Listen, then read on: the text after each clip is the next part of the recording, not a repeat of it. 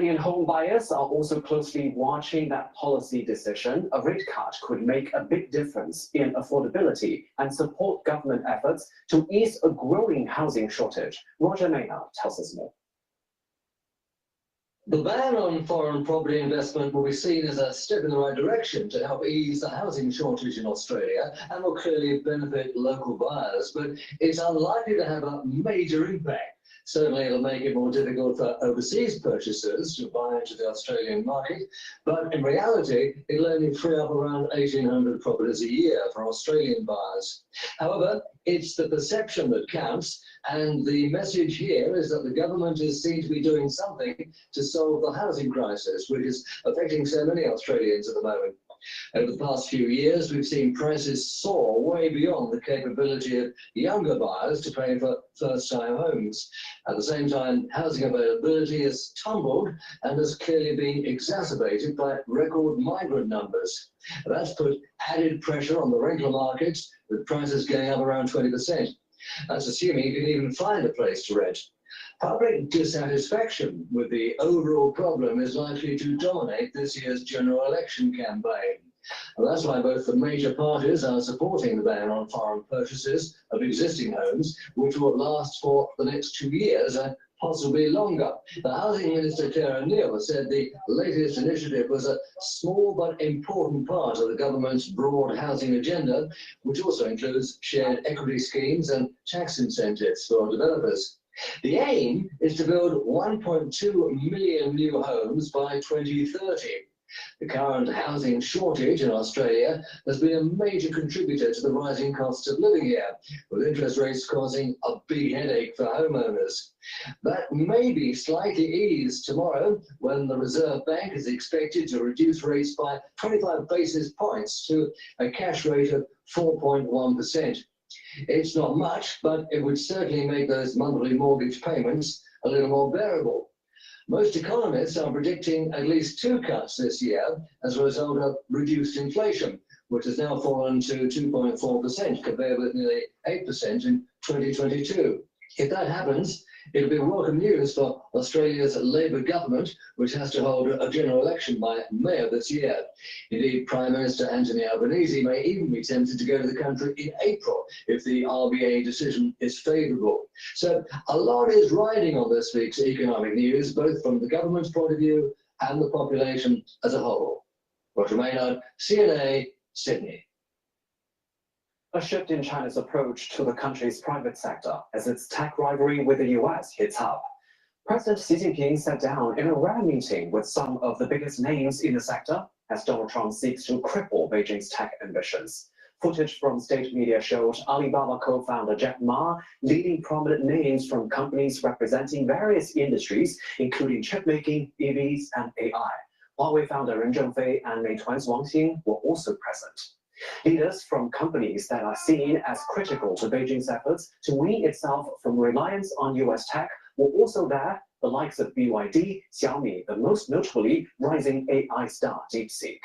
Well, the meeting comes just weeks after the Chinese startup's latest AI model roiled global stock market. For the ones that are watching, I have a live stream on my website, on Rumble and YouTube. YouTube has the dashboard of the Asian market. And I also am doing a simulcast on X Spaces. If you'd like to ask a question, just go to my X channel, go to the Spaces, and just request the mic, and you can ask a question or tell me what you think about what's going on in the world.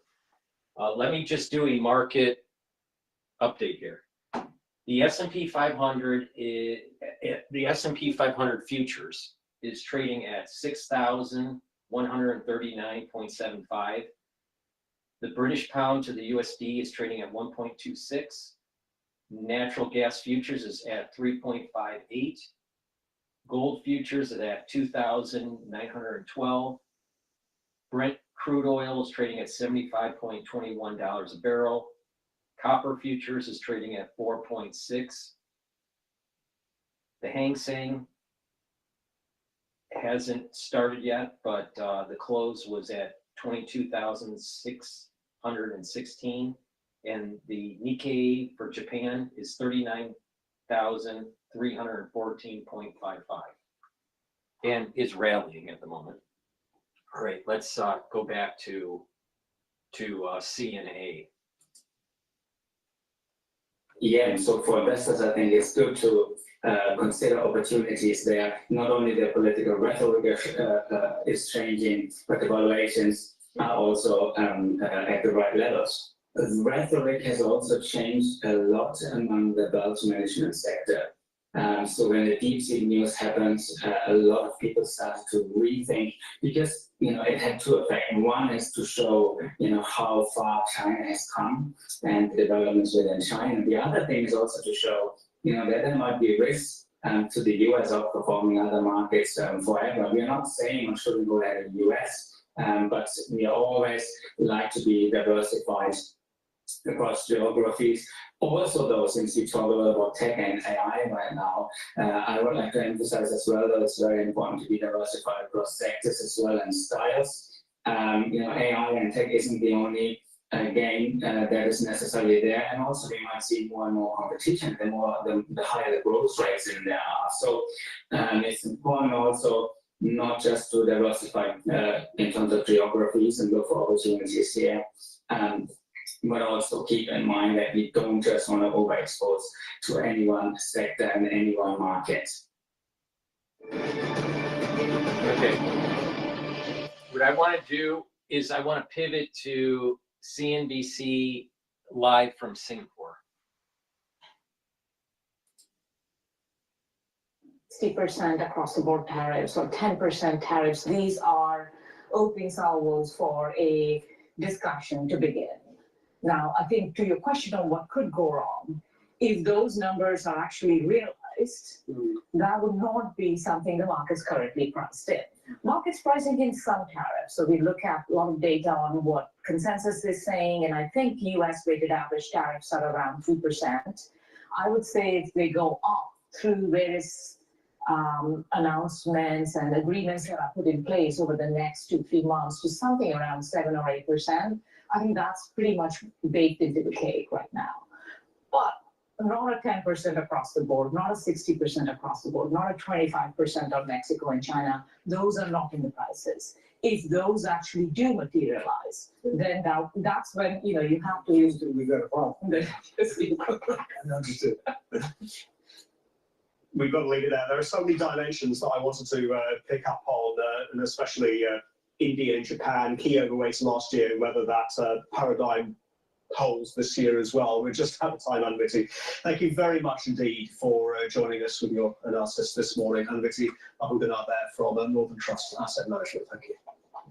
As we head off into a break, let's take a look at the FX space. The greenback hovering near 2-month lows right now. This is how the major pairs and crosses are shaping up. Dollar index in the top left-hand corner of your screen, 106.58. Australian dollar is in focus as well, ahead of the RBA and expectations that we could see the first rate cut since 2020. 63.49 for the Aussie dollar against the greenback. Quick break, back in 2 minutes.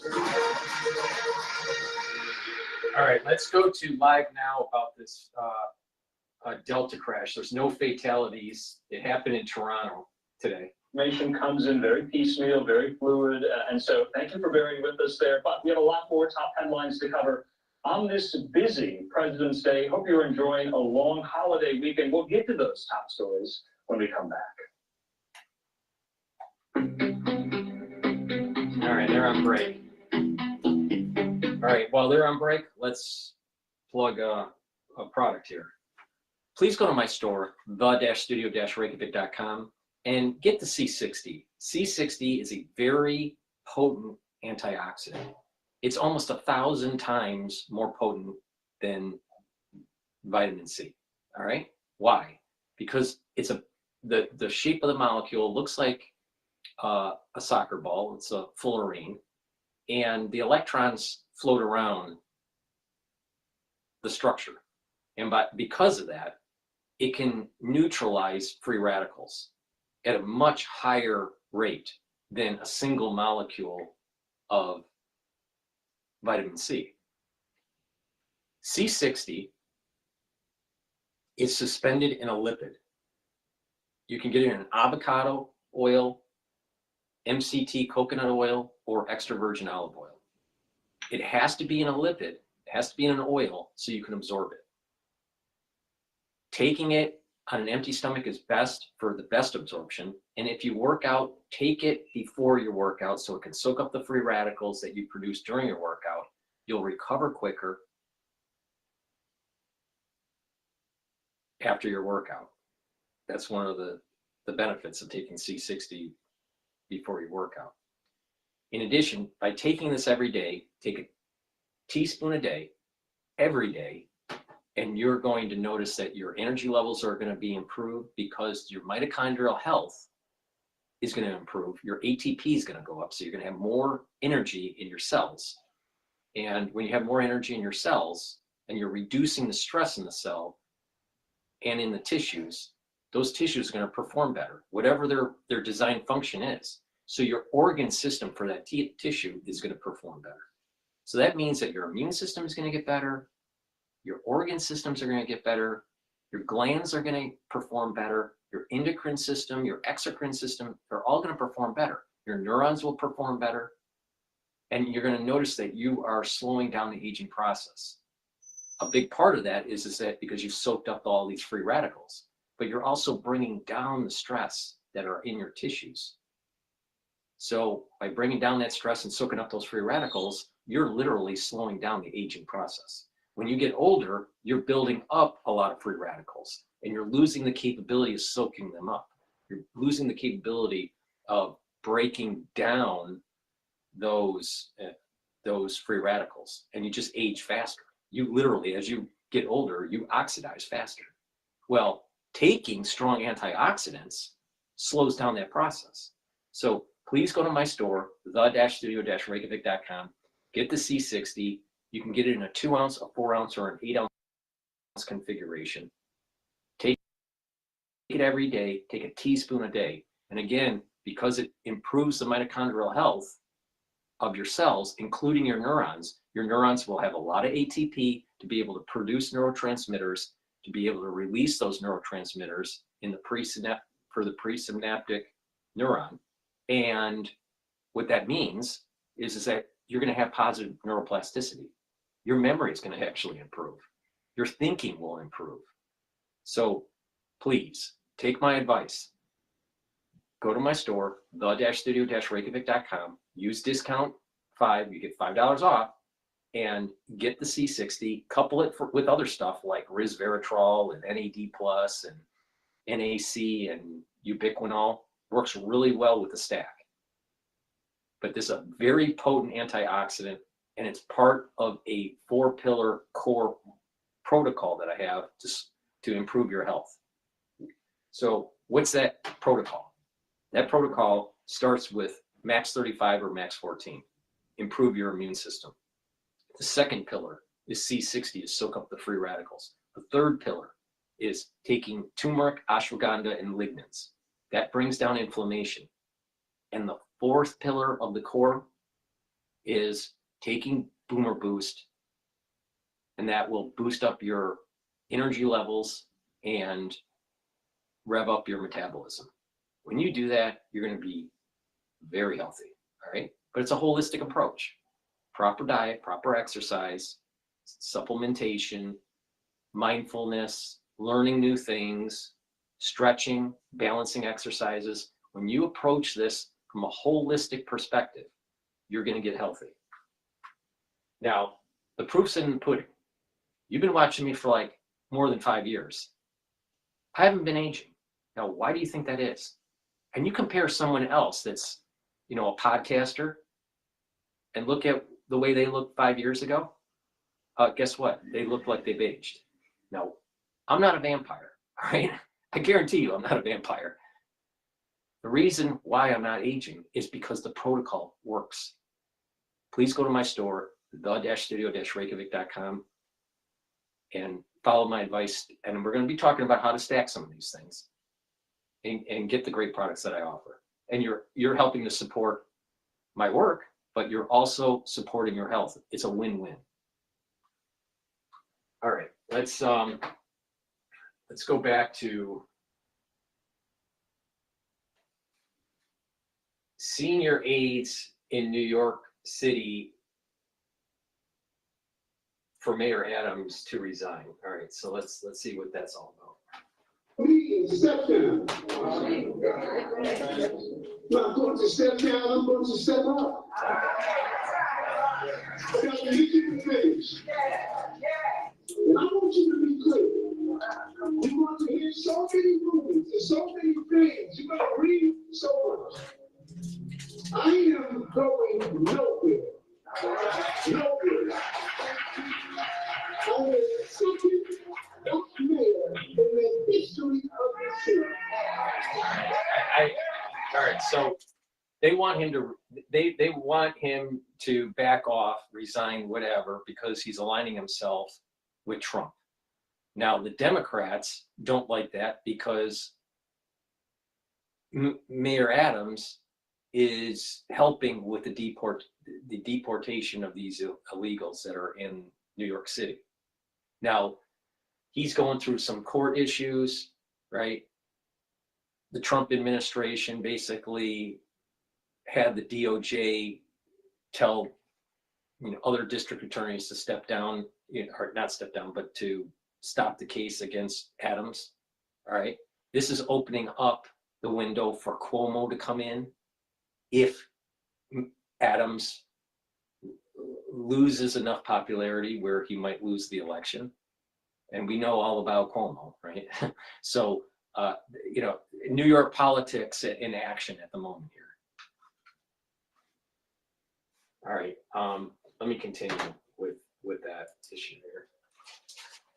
Effectively govern with Eric Adams as mayor. Back out live there to Lady Liberty. Well, a spokesperson from the Adams administration is telling Fox 5 New York's Morgan McKay, our colleague, that these resignations are not final just yet, that they're waiting to have what they call a quote-unquote smooth transition to see who is the best fit for each of these positions. So according to some of these reports, the resignations include the deputy mayor for Health and Human Services, the deputy mayor for Operations, the deputy mayor for Public Safety, and the first deputy mayor. Well, let's bring into the conversation right now legal analyst Sam Bassett to kind of dive into not necessarily the political questions that have arisen from all of these resignations, but about the dismissal of the indictments itself against Adams. And Sam joins me. Sam, good to see you here.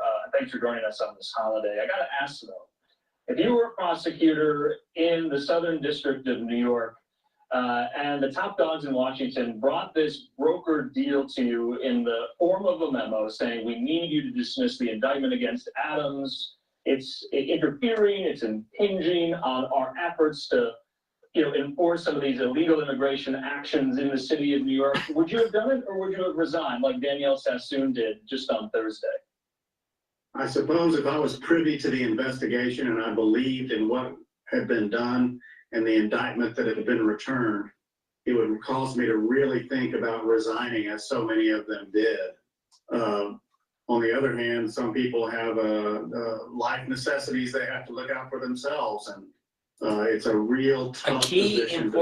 A key important feature to the fact pattern here is the Democratic Party went after Adams, even though maybe there was some corruption before he was mayor, when he was city council or whatever he was in one of the boroughs.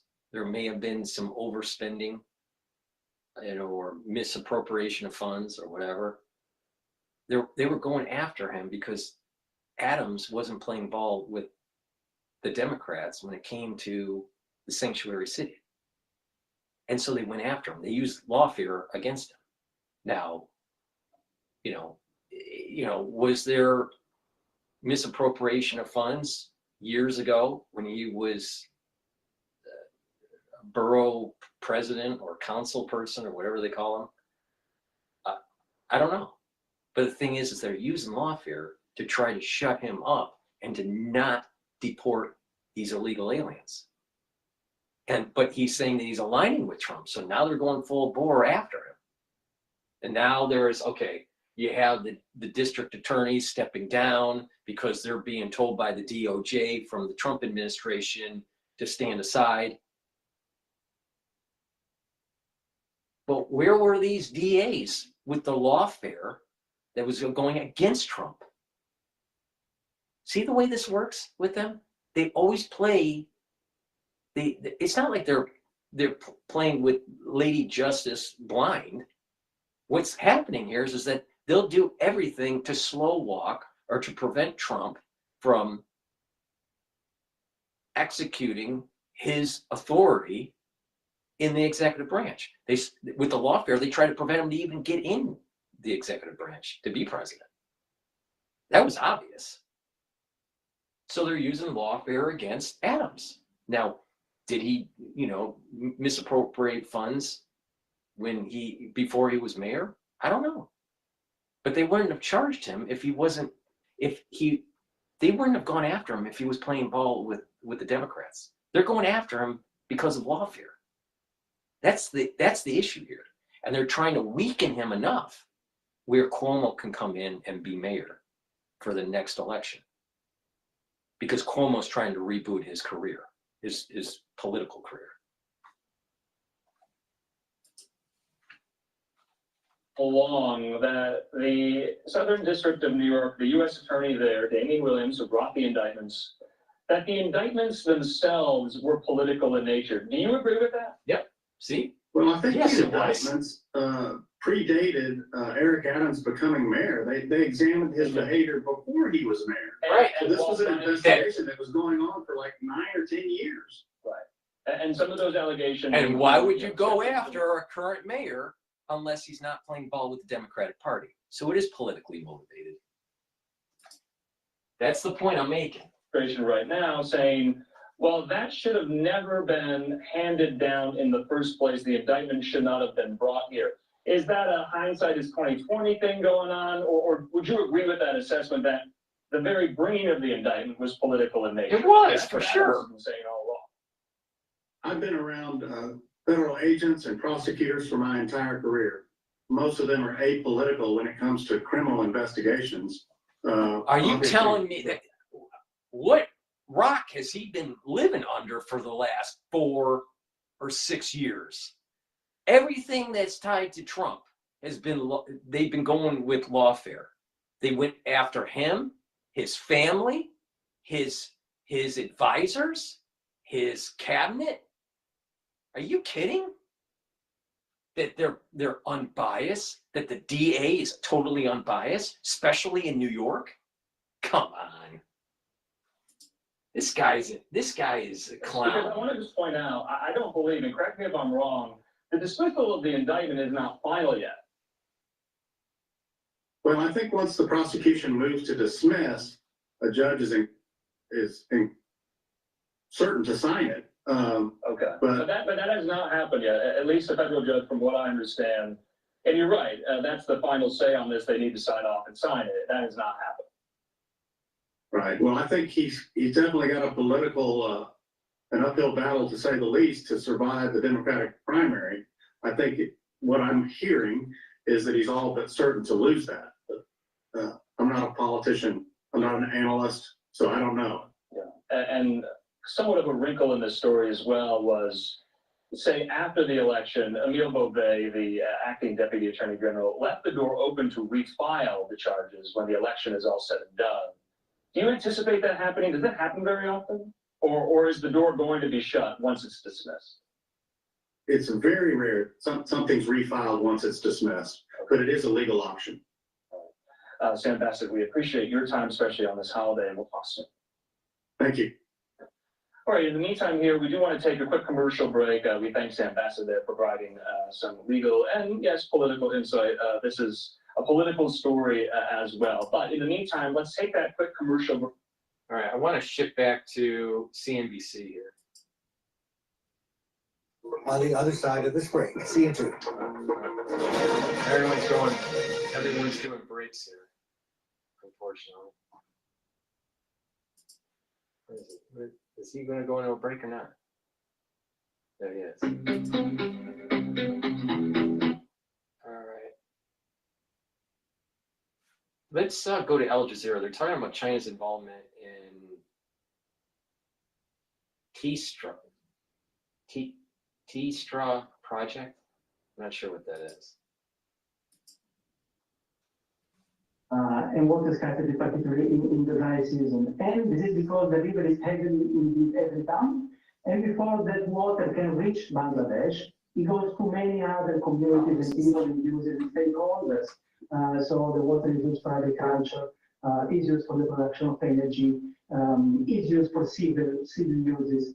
The problem is that there might not be enough water left for the downstream countries. And this is not something specific to this particular case. It's something that we can observe in many other contested rivers, particularly when they're densely populated and shared by two countries. Another point. I'm going to go to CNA. They're talking about DeepSeek here.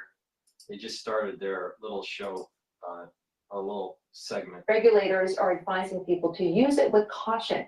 The Chinese artificial intelligence chatbot DeepSeek offended the industry on its debut in late January. The claims that it was built on cheaper and less sophisticated NVIDIA semiconductors. But governments worldwide, including South Korea, are worried about potential leaks of sensitive information. Like OpenAI's ChatGPT, DeepSeek's terms and conditions contain a section on the provision of personal data to third parties. But American firms typically resist government requests for data. It's widely perceived that Chinese firms would be obligated to provide information should the government ask for it. Beijing has, in response to the temporary suspension of DeepSeek's app, stressed that relevant nations should not, quote, politicize trade and technology as security concerns. At the Foreign Affairs Ministry also adding that the government consistently requires the Chinese firms to adhere strictly with local laws in their overseas operations. And still ahead on Asia First, a Singapore. No harmful pesticides, high quality ingredients, Stonyfield organic, good on purpose. Break free with the new Opera GX, a browser that puts you in control with a brand new design that frees up even more pixels. To lead up on a Singapore budget special, and at 3:30 p.m. Don't miss the Singapore budget. All right, we're going to go back to CNBC here. From the digital asset solutions provider Ledger, and Pascal Gauthier is the chairman and CEO and joins me around the set here, of course, here to attend Consensus. A very good morning to you, Pascal. It's very good to see you again. Good morning, Amy. Good morning. I do want to get started with our conversation talking about President Trump. Since he's taken office, the U.S., of course, looking to embrace more ambitious crypto agenda. What does that look like? Well, you know, during the campaign, crypto has been presented like a fundamental right. You know, what we call self-custody, but the right to digital private property was, you know, sort of front and center. And this new administration is definitely pro-crypto. It's a big change from the previous administration. And right now, you know, it's only the beginning. President Trump has been in office since January 20th. It's only been 1 month. So there are many things still to come, but the feeling is extremely positive. And I can tell you that the financial industry in Wall Street and everybody in the US is now moving with interest because he opened the gates for crypto, and now it's okay to do crypto. Bitcoin is okay. And we've been watching some of the crypto prices. Bitcoin, I think the intraday high traded as high as 109,000. Do you have an outlook for Bitcoin prices? What we do at Ledger is security. So we're here to help you secure your secrets and secure your coin, secure your Bitcoin and every other coin. So we don't really talk about the price, and we don't talk about speculation. What we talk about is usage, you know, what people do with their crypto and how they use our products for their everyday crypto life. And what we're seeing is really more and more usage, you know. We're seeing 22% of people, can you imagine, in Asia that have crypto.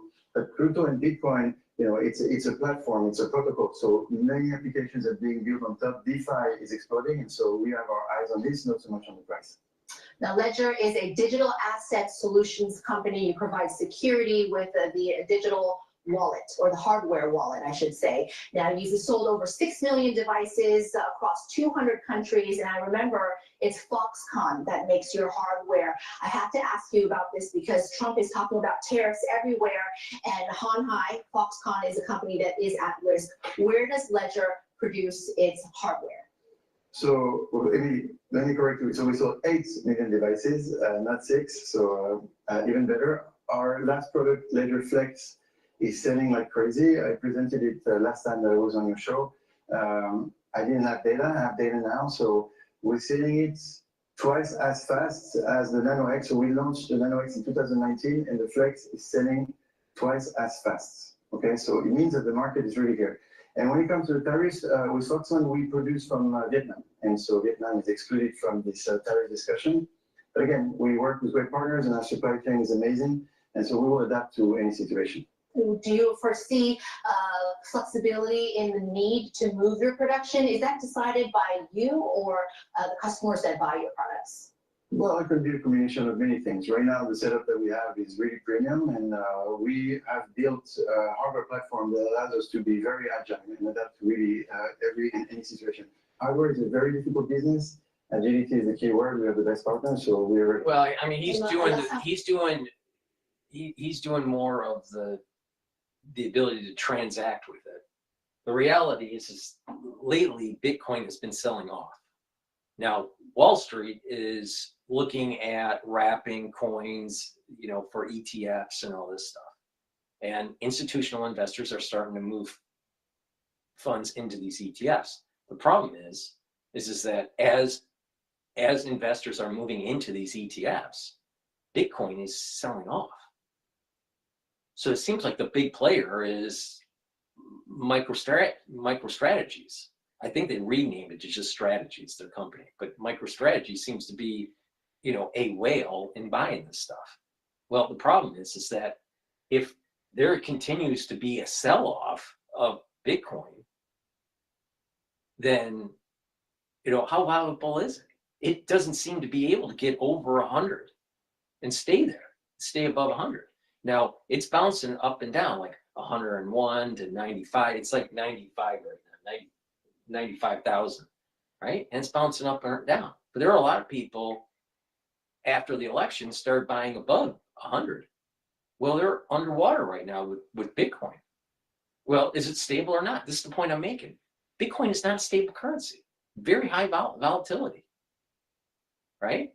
Now, the question is if there's going to be, some sort of regulatory regime that seems to be, regulatory regime that promotes crypto, then Bitcoin should go up. But the thing is the last week or so, Bitcoin has been selling off. So if there's so much interest, like he's saying, why isn't it staying above 100? Why?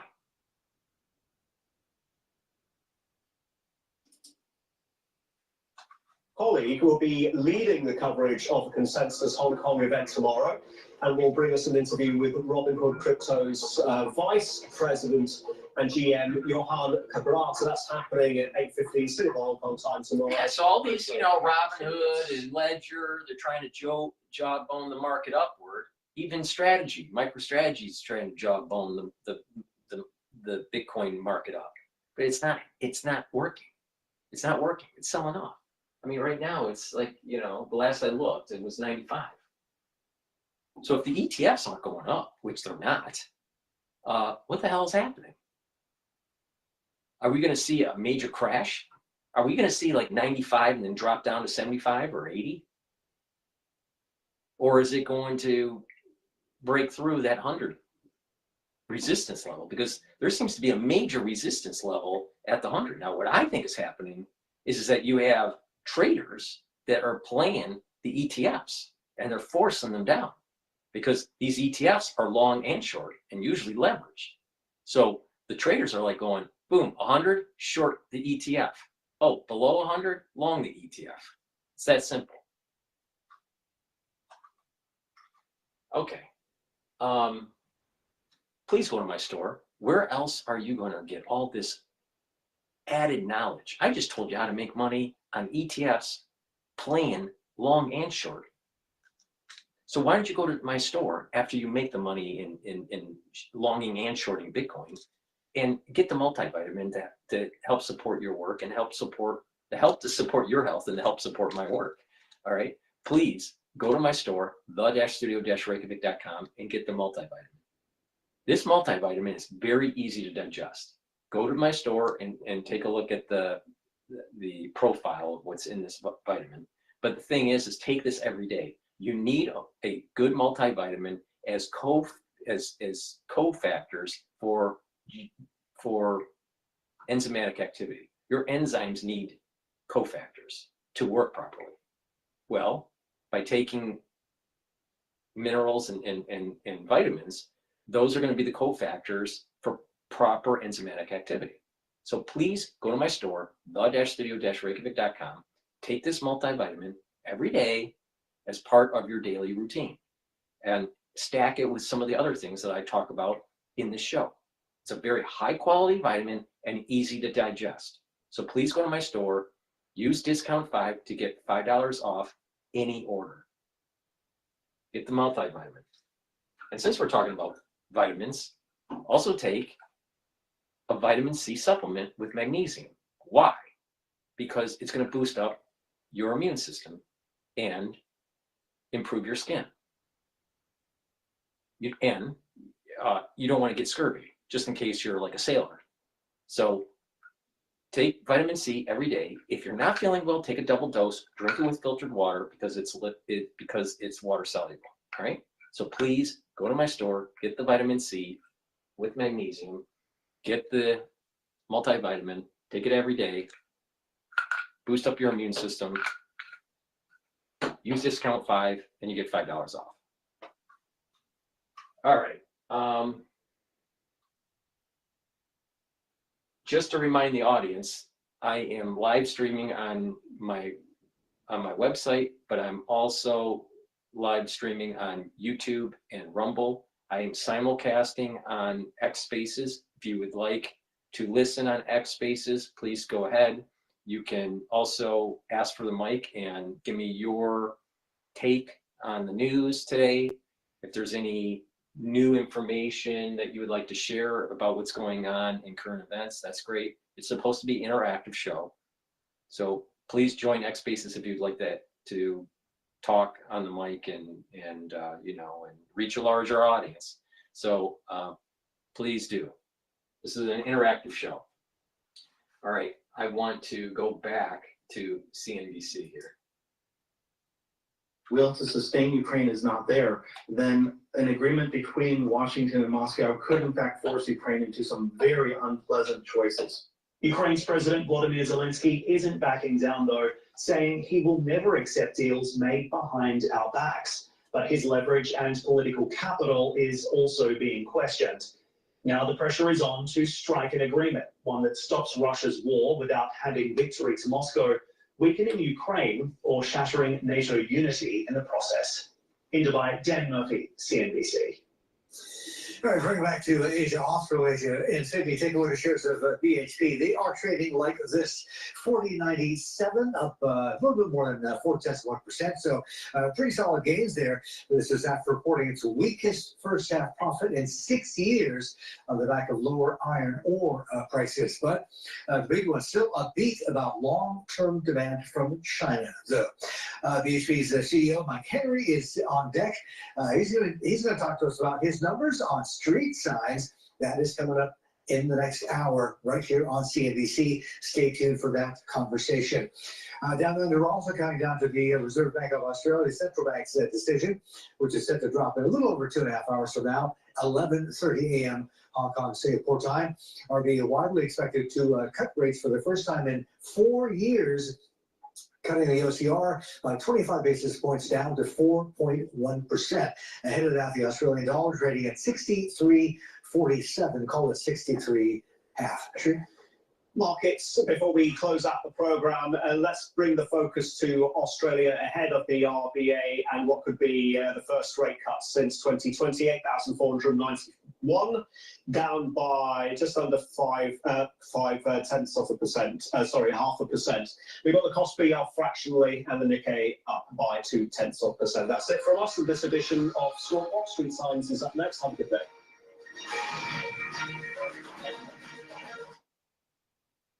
Alrighty, let's go to CNA.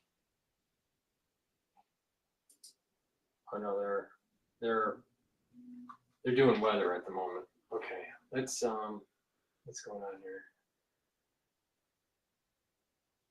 Oh, the death toll rises to 12 in Kentucky due to flooding. Let's go to the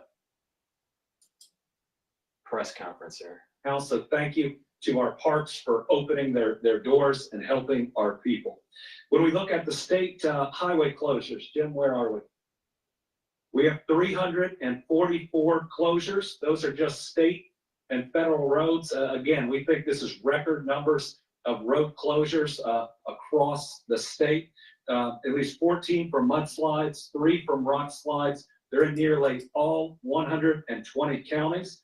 They are most heavily in western, southern, and southeast Kentucky.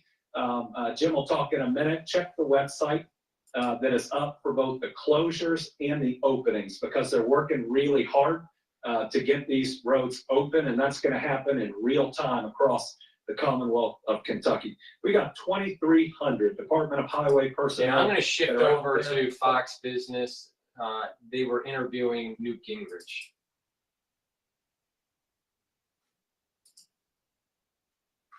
Europe and allies to get their act together for years. Joining me now, former Speaker of the House and Fox News contributor Newt Gingrich. During VP Vance's comments, you can hear a pin drop, and afterwards, all you can hear were tears. I mean, I know these are smart people, but they keep pushing back and they just keep rejecting everything that seems obvious. Sure, look, I mean, what you're seeing is the European version of what happened in America as Trump and MAGA gradually began to break up the old order and the old establishment. The European elites have controlled the continent. They basically built a huge welfare state. They opened their borders to millions of immigrants who are unassimilated, don't share their values. Just 2 days before the Munich conference, you had somebody drive a vehicle and kill 2 people, wounded, I think, 36. Again, nobody in Europe, and the elites, want to talk about it. And I think J.D. Vance's speech, plus his speech in Paris earlier, those 2 speeches are the most important wake-up call to Europe, maybe in my lifetime. Because he's just telling them the truth. If you don't change, if you don't modernize, if you don't become competitive, you're gone. You will cease to exist as a civilization. And that's a fact. You know, in fact, the first sentence, the second sentence, he actually talked about that attack that you referenced. And he talked about how horrific it is. And of course, he's there with his family. And, you know, and I think he was trying to make that connection, like, I'm with you, I'm here to help you, I'm here to help wake you up. And it's even arguable if they can even turn it around at this point. And of course, you referenced the MAGA movement. Here in America, we still have a lot of resistance. So yesterday on Face the Nation, host Margaret Brennan tried to take Vance to task. This is while she was interviewing Secretary of State Rubio. Take a listen to this. Well, he was standing in a country where free speech was weaponized to conduct a genocide. And he met with the head of a political party that has far-right views and some historic ties to extreme groups. The context of that was changing the tone of it. And you know that the censorship was specifically about the right. I have to disagree with you. Free speech was not used to conduct a genocide. The genocide was conducted by an authoritarian Nazi regime that happened to also be genocidal because they hated Jews and they hated minorities and they hated those that they had a list of people that hated, but primarily the Jews. There was no free speech in Nazi Germany. You know, there's 2 things. When she says, and you know that, Kamala Harris tried to do that a lot of times. I hate when they put something out as a fact that's completely ignorant and then try to force you to accept it. And you know that. Many say that Rubio took it easy on her. Your thoughts? Well, I mean, first of all, the American left-wing elites are utterly, totally ignorant of history. They make up fantasies, they believe in the fantasies, and then reality hits them and they're shocked. But here's what's going on. What J.D. Vance and I think President Trump and frankly, Secretary Hegseth in another speech, what they're trying to do is the equivalent of having an intervention if your neighbor's a total alcoholic and you're trying to sit down and say to him, you have to change your life. We're trying to say to the European elites, you're not going to compete with artificial intelligence. You're not going to compete militarily. You're not going to be able to modernize your society. You're not going to be able to compete economically unless you have profound changes. And of course, the elites are fine. They're doing great. The country may be lousy, but they're doing great. So they don't want to change, and they're frankly angry at us for telling them the truth about their problem. Yeah, they go around every 6 months to some palatial place, stay at 5-star restaurants, eat the greatest food in the world, and have these great discussions, and then agree to meet again in 6 more months, and everyone else suffers. You know, 2 weeks ago, you were at the White House, and I was reading where you wrote that you left, that when you left that visit, you were as hopeful as ever. So tell us this groundswell of hope, why it's different now. Because you have in President Trump, the most consequential president, I think, since Abraham Lincoln. You have somebody who's willing to look at the facts, offer totally new and unusual outside-the-box solutions, be very, very practical, negotiate with everybody, and both here at home and overseas, he's like a gigantic breath of fresh air. This is the closest we've come to being able to replace the 90-year-old Rooseveltian coalition, and it is the necessary intervention to help our European allies understand that they have to change if, in fact, they're going to survive.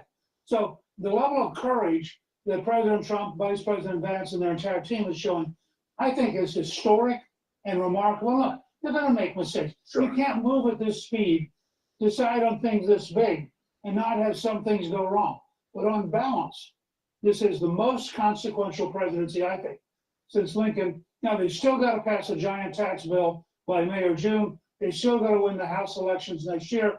A lot of steps between here and history, but they're certainly off in the first month to an amazing start. Yep. They really are. And I got to tell you, the roots of all of this go deep. Please go to my store, the-studio-reykjavik.com, and help support my work by donating. You can donate through Stripe, PayPal, or buy me a coffee on the homepage at the very bottom, or be a paid member to my Patreon channel. The link is in the description of this video and all my videos. It's through the donations and being a paid member that allows me to do these videos for free. I have thousands of videos for free for people. I don't put stuff behind a paywall. I don't put stuff behind Substack and all that bullshit. All right? I put stuff out there to inform the public on how to improve their health and their wellness, give you my opinion about international affairs and how they dovetail into metaphysics, and I give you my take on what's going on with financial markets. And not only that, I tell you like how to make some money, all right, if you listen. So not only am I telling you how to make some money, but I'm also telling you how to slow down the aging process so you can spend that money. Please go to my store, the-studio-reykjavik.com. Help support my work and help support your health. One of the great products that I offer here is Myotrol. Myotrol helps to allow you to build muscle and maintain muscle, all right? And it also helps to improve the health of the mitochondria. You need lots of ATP to build muscle and to maintain muscle. When you get older, about 40 years of age and older, you start to atrophy your muscles. So it's important to do resistance training. It's also very important to do proper diet and exercise and supplementation. You know, it's not just resistance training, it's also cardiovascular. You want to be balanced. All right. So when you're building up that muscle, it's important to fuel your body correctly, but also to take supplements that help to build that muscle. Now, Myotrol helps you to build muscle. Now, how does it work? It helps with the gene expression to build muscle and to maintain muscle. I have a product called, and I'll talk about it again later in the show, Gladiator Barley. If you stack these two together, you're actually going to build muscle. This is a high dense protein. It also has a bunch of other stuff that's great for your body, but it's a high dense protein. This is the material that will help you build muscle. This, myotrol, will help with the gene expression to build muscle. Both will bring down inflammation, and so you recover quicker. But the point here is that when you get older, you atrophy, and it's really important to improve your musculature. And that way you are moving around better. You don't want to atrophy, all right? So please go to my store and get the myotrol. Now, this also can be used for athletes, younger and older, because again, this helps with the gene expression for promoting muscle growth. So if you're an athlete, a great way to get strength gains in your sport is to take the myotrol, and as part of your pre-workout and post-workout fueling is to take the Gladiator barley. And there's other benefits, because what happens is it soaks up free radicals that you're producing during your workout through superoxide dismutase, and also it's bringing down inflammation, so you're going to recover quicker. So please go to my store, get the myotrol, and stack it for the best benefits with the Gladiator barley, and make sure you do resistance training. Make sure you use discount. Don't tell anybody. Use discount 5. Shh. Don't tell anybody. Discount 5, and you get $5 off.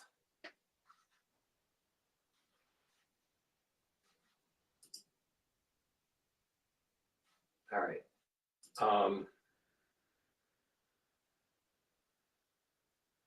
Let's go to the 5. This is a show on Fox News. They published 24 minutes ago here.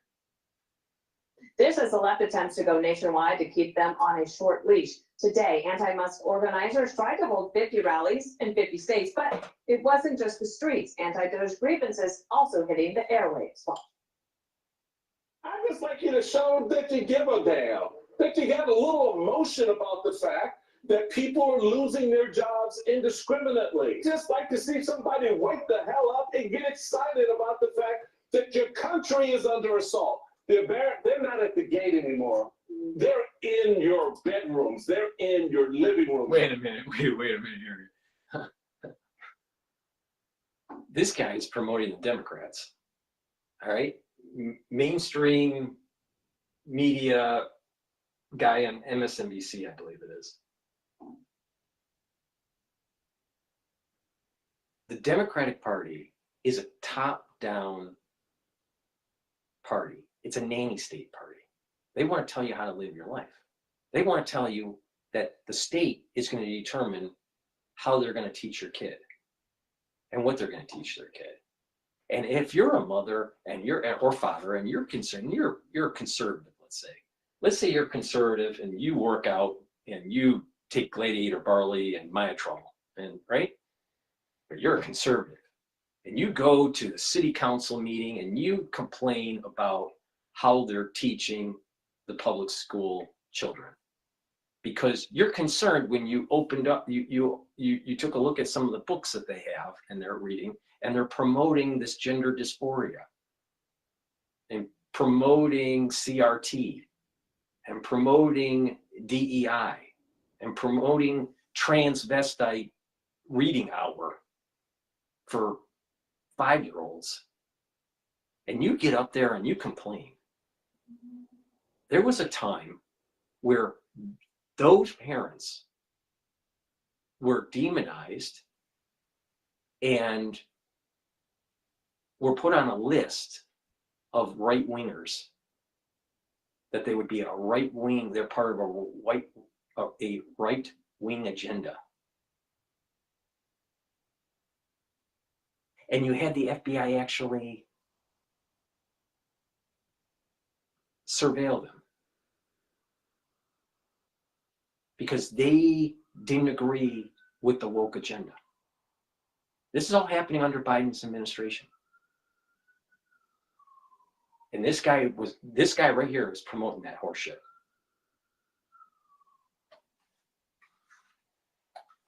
And now he wants to say that Doge is getting into your bedroom.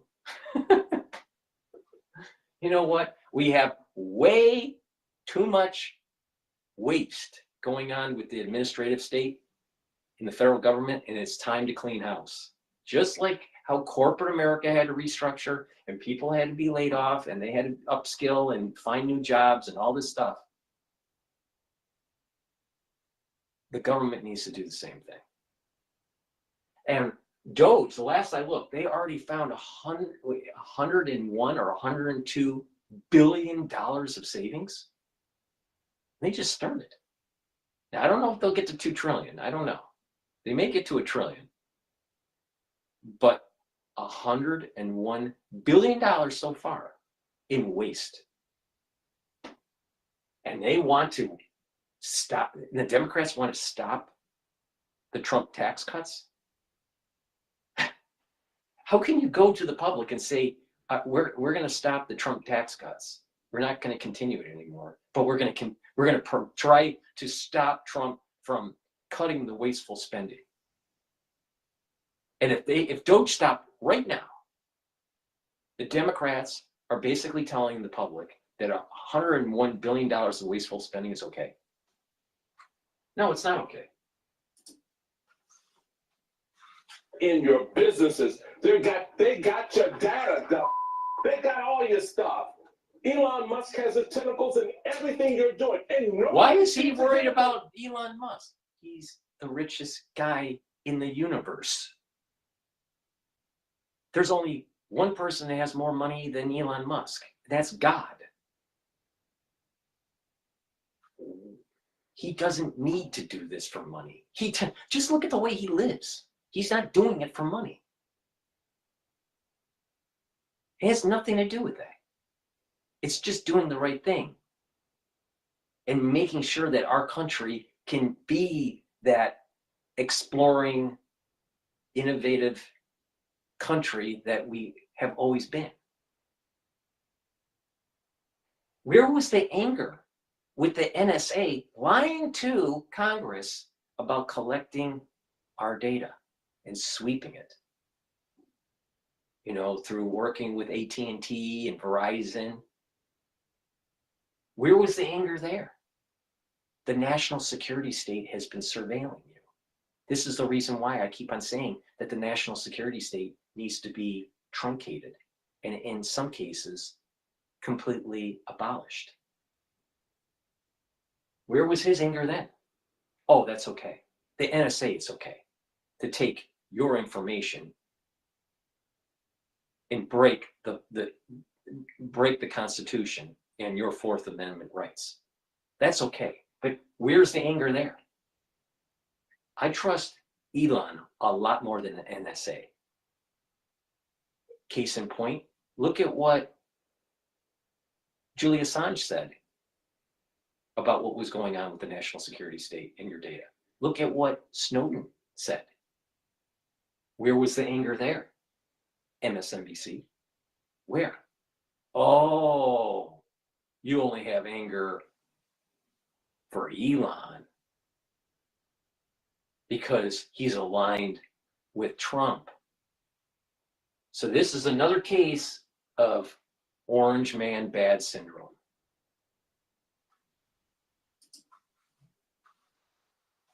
So that's all I want, somebody to show that they care enough to get out their fat and say something about it.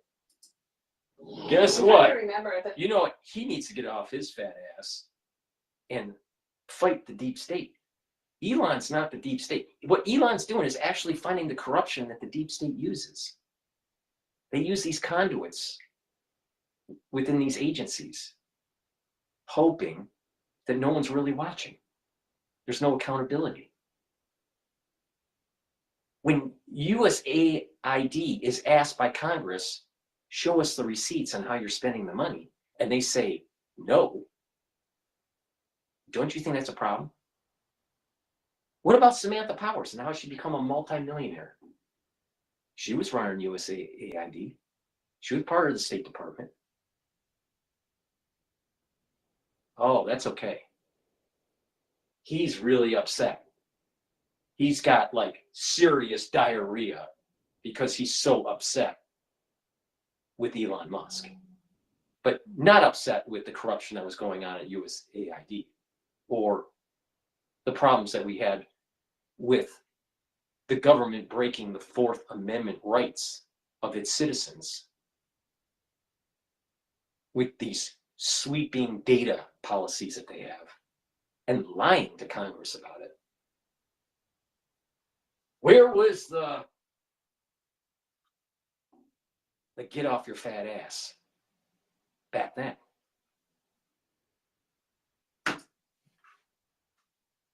Anyone ever got that passionate about mass layoffs at, like, in the automotive industry? Right. Or in, Right, exactly. financial services, Jesse. Well, remember when the Keystone Pipeline workers got shelved? Right. Everyone cried. They said, good point. Learn to code. Learn to code. Or all those guys that were working for the U.S. military were fired for not getting vaccinated. Or all the Black Americans who lost their jobs to migrants. No one cared. Right. But some people got an 8-month buyout, a severance package with full benefits. It's not really the same. Dana, we are waging a 21st century information warfare campaign against the left, and they are using tactics from the 1990s.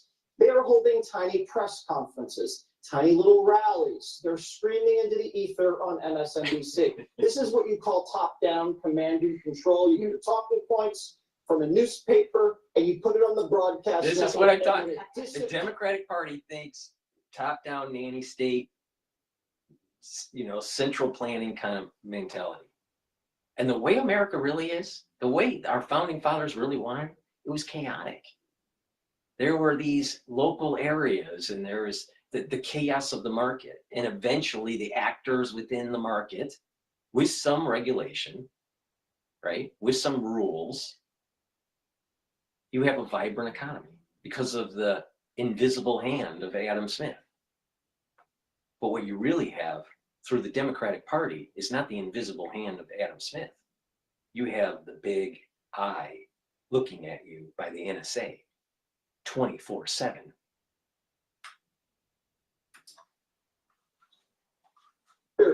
What you're seeing on the right is asymmetrical. It's like grassroots guerrilla warfare. Someone says something on social media, Musk retweets it, Rogan podcasts it, Fox broadcasts it, and by the time it reaches everybody, millions of people have seen it. It's free money. And we're actually talking about expressing information. They are suppressing information. If you watch CBS News, they don't even talk about the scandals that the money is going to. Sri Lankan transgenders are getting electric cars. It's costing millions of dollars. They don't tell you about that. We tell you about it. It's colorful, it's witty, it's interesting, and it goes viral. That's the difference. They are late to the game, and there's no way they're catching up.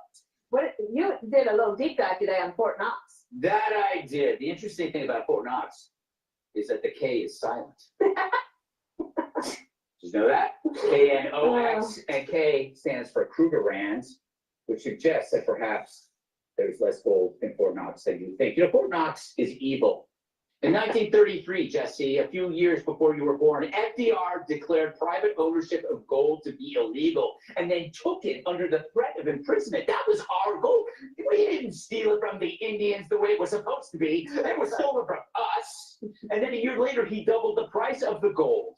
And since then, it has been audited since 1953, 148 million troy ounces of gold, and we don't know if it's actually there. What if it's not there at all? Oh my God. I know. What if it's, I don't know, what if Dr. Phil has it? I have no idea. Poor Michael Steele. If he doesn't do that every day, he doesn't have a job.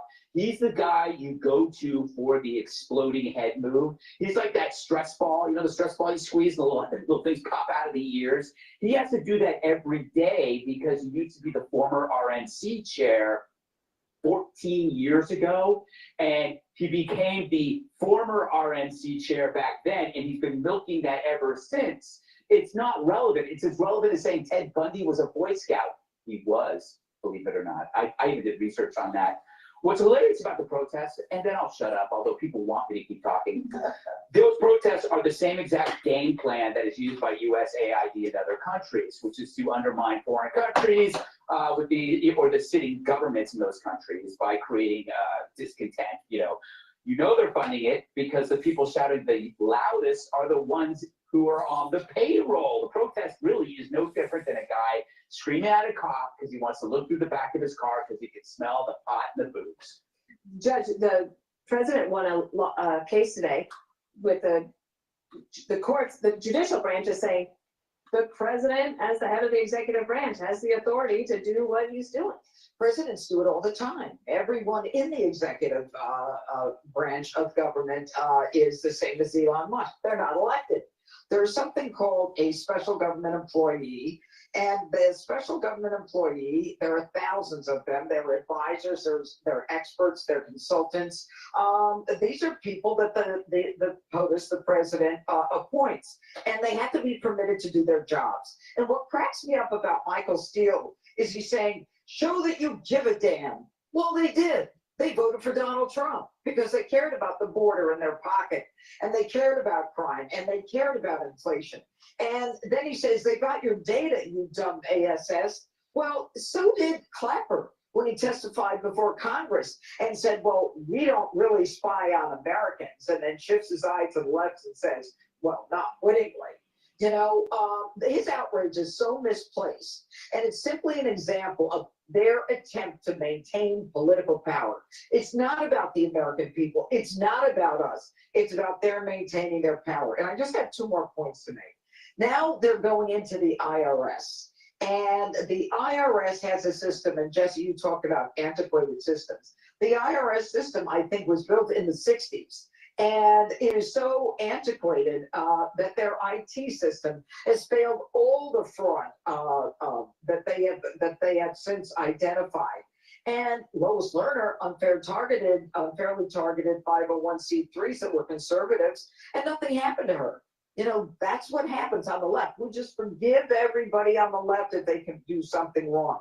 Well, that's not going to happen anymore because with Elon Musk, they're identifying crazy things like NIH, National Institute of Health. You say, you can't cut back on that. You can't let people go. The bottom line is they've got studies on the effect of meditation on parents. It's all waste and fraud so that they can keep jobs when they're not in power. Right, it's like some of these things, Jessica, you could say, well, maybe they are worthwhile programs, but do they need to be paid for by federal dollars? And whoever the next Democratic president is in the future, if Doge is even slightly successful, the government will be leaner, there'll be less waste, fraud, and abuse, and they could do more with what they have. Totally, and I think Michael Steele was talking about elected officials from the Democratic Party. He wasn't yelling about rank and file Democrats. He was basically saying to the party infrastructure, you're doing this all wrong. Like having rallies in Washington, D.C. is not getting the message out about what the real implications of these cuts are. And yeah, whatever Jesse says, I mean, maybe we'll find out next week that it's, as true as the condoms to Gaza, but there's real stuff in sports. Oh, cool. I did. Okay, so he made that up. Don't bother fact checking it. It was made up. You need to talk about the 3,400 people from the fire service that were fired. For instance, I mean, Donald Trump was out in California talking about how we need more people working on this, that you need to be raking the leaves, that we're firing people. There are 57% of the land in California is run by the federal government. So you need to do that. Firing these disease detectives when we have measles outbreaks, you could talk about that. Go out to your home constituents and talk about that. The nuclear weapons workers that were fired and then they had to get rehired because that was a mistake. Or even on a day like today, and I understand that the plane flipped over in Canada, that they're firing air traffic controllers and they're showing no cause, not based on performance or conduct for doing that. They did it Friday night on Valentine's Day at 7 p.m. So you talk about Valentine's Day, the best day of the year. No, but those are real stories that are affecting Americans on the ground. All right, up next, Vice President J.D. Vance ripping into CBS host Margaret Brennan for linking the Holocaust to free speech, of all things. All right, so that's the 5. Please go to my store, the-studio-reykjavik.com. The link's in the description of this video and all my videos. And get the structural nanosilver toothpaste. This will whiten your teeth, freshen your breath, reduce the inflammation at your gum line, improve your gum line, neutralize pathogens that produce plaque. And with good oral hygiene, you're going to reduce, you can reduce vascular disease and valvular disease. Many people, when they get older, they have poor oral hygiene and they actually start having problems with their valves because of inflammation of the valve will start to develop calcium deposits and then create stenosis, or that inflammation can weaken the valve depending on what sort of issue that patient might have, and it could prolapse or have regurgitation.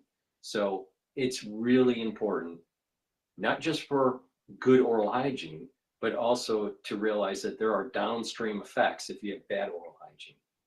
And some of those downstream effects are vascular disease and valvular disease.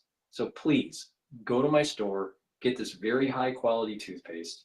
This is literally the best toothpaste you're going to be able to get. It has no fluoride. Why? Why, Dr. Paul Cottrell, is there no fluoride in your toothpaste? Because fluoride makes you stupid. All right? Stop taking fluoride. Now, get a few tubes of this toothpaste. Help support your oral hygiene. Help support my work. It's a win-win. And by the way, this toothpaste is way better than anything Alex Jones sells. Trust me. And Alex Jones has to go to his father, who happens to be an oral surgeon or retired or a dentist, to develop his toothpaste. And guess what? This one is way better. Please go to my store, the-studio-reykjavik.com. Take the stuff I'm taking, all right? It works, all right? Another thing that's really important is to improve your gut biome. Now, I have a powder. I also have it in veggie cap version of a probiotic, but I prefer taking the powder, but some people prefer to take the veggie cap version, but it's important to take a good probiotic every day. Now, this powder is a small scooper. You mix it with filtered water or soft foods like hummus. That's what I do. Mix it in a smoothie. Take it once a day. And you're going to improve your gut biome. You're going to bring down gut inflammation, and that will improve your immune system and improve the mucosal barrier within your inner lining of your gut. That will help to reduce leaky gut syndrome, and that will help to reduce mutations in cells in the crypt. So if you have a lot of inflammation chronically in your gut, you're increasing your chances of colon cancer. So you don't want that. Trust me. My aunt died from colon cancer last year. So, you don't want that, right? So you want a good gut biome. It's going to improve your immune system. It's going to improve your metabolism. It's going to improve you absorbing your nutrients. Because if you have a bad gut, you're not going to be able to absorb your nutrients well. And therefore, your body isn't going to function as well. But with a good gut biome, you're also going to have a better, healthy liver. And with a good gut biome, you're going to be able to sleep better. You're going to have consolidation of memory because you have better sleep. You're going to have more energy because you have better sleep. And not only that, you'll be able to concentrate. So your mental acuity and clarity will be better. Your skin will improve with a good gut biome. Your hair and your nails will improve. A great sign to determine if you have a bad gut is the consistency of the stool, but and the physical characteristics of the stool, but also the manifestation on your skin. You can see disease of the gut on your skin by just looking at it, if you know what to look for. All right? Same thing with your nails and your hair. So a healthy gut leads to other healthy systems in your body. And the converse. an unhealthy gut leads to other systems to be unhealthy. So please go to my store, the-studio-reykjavik.com, and get the probiotic, either powdered version, which is the way I prefer to take it, or the veggie cap version. Either one of the products are very high quality. So please go to my store, use discount 5, get these products in your hand, use them, get healthy. It works, all right? And the more you stack these things, the better off all your systems work. Now, it's not just about taking supplements. It's also about proper diet, proper exercise. You got to do resistance training and cardio.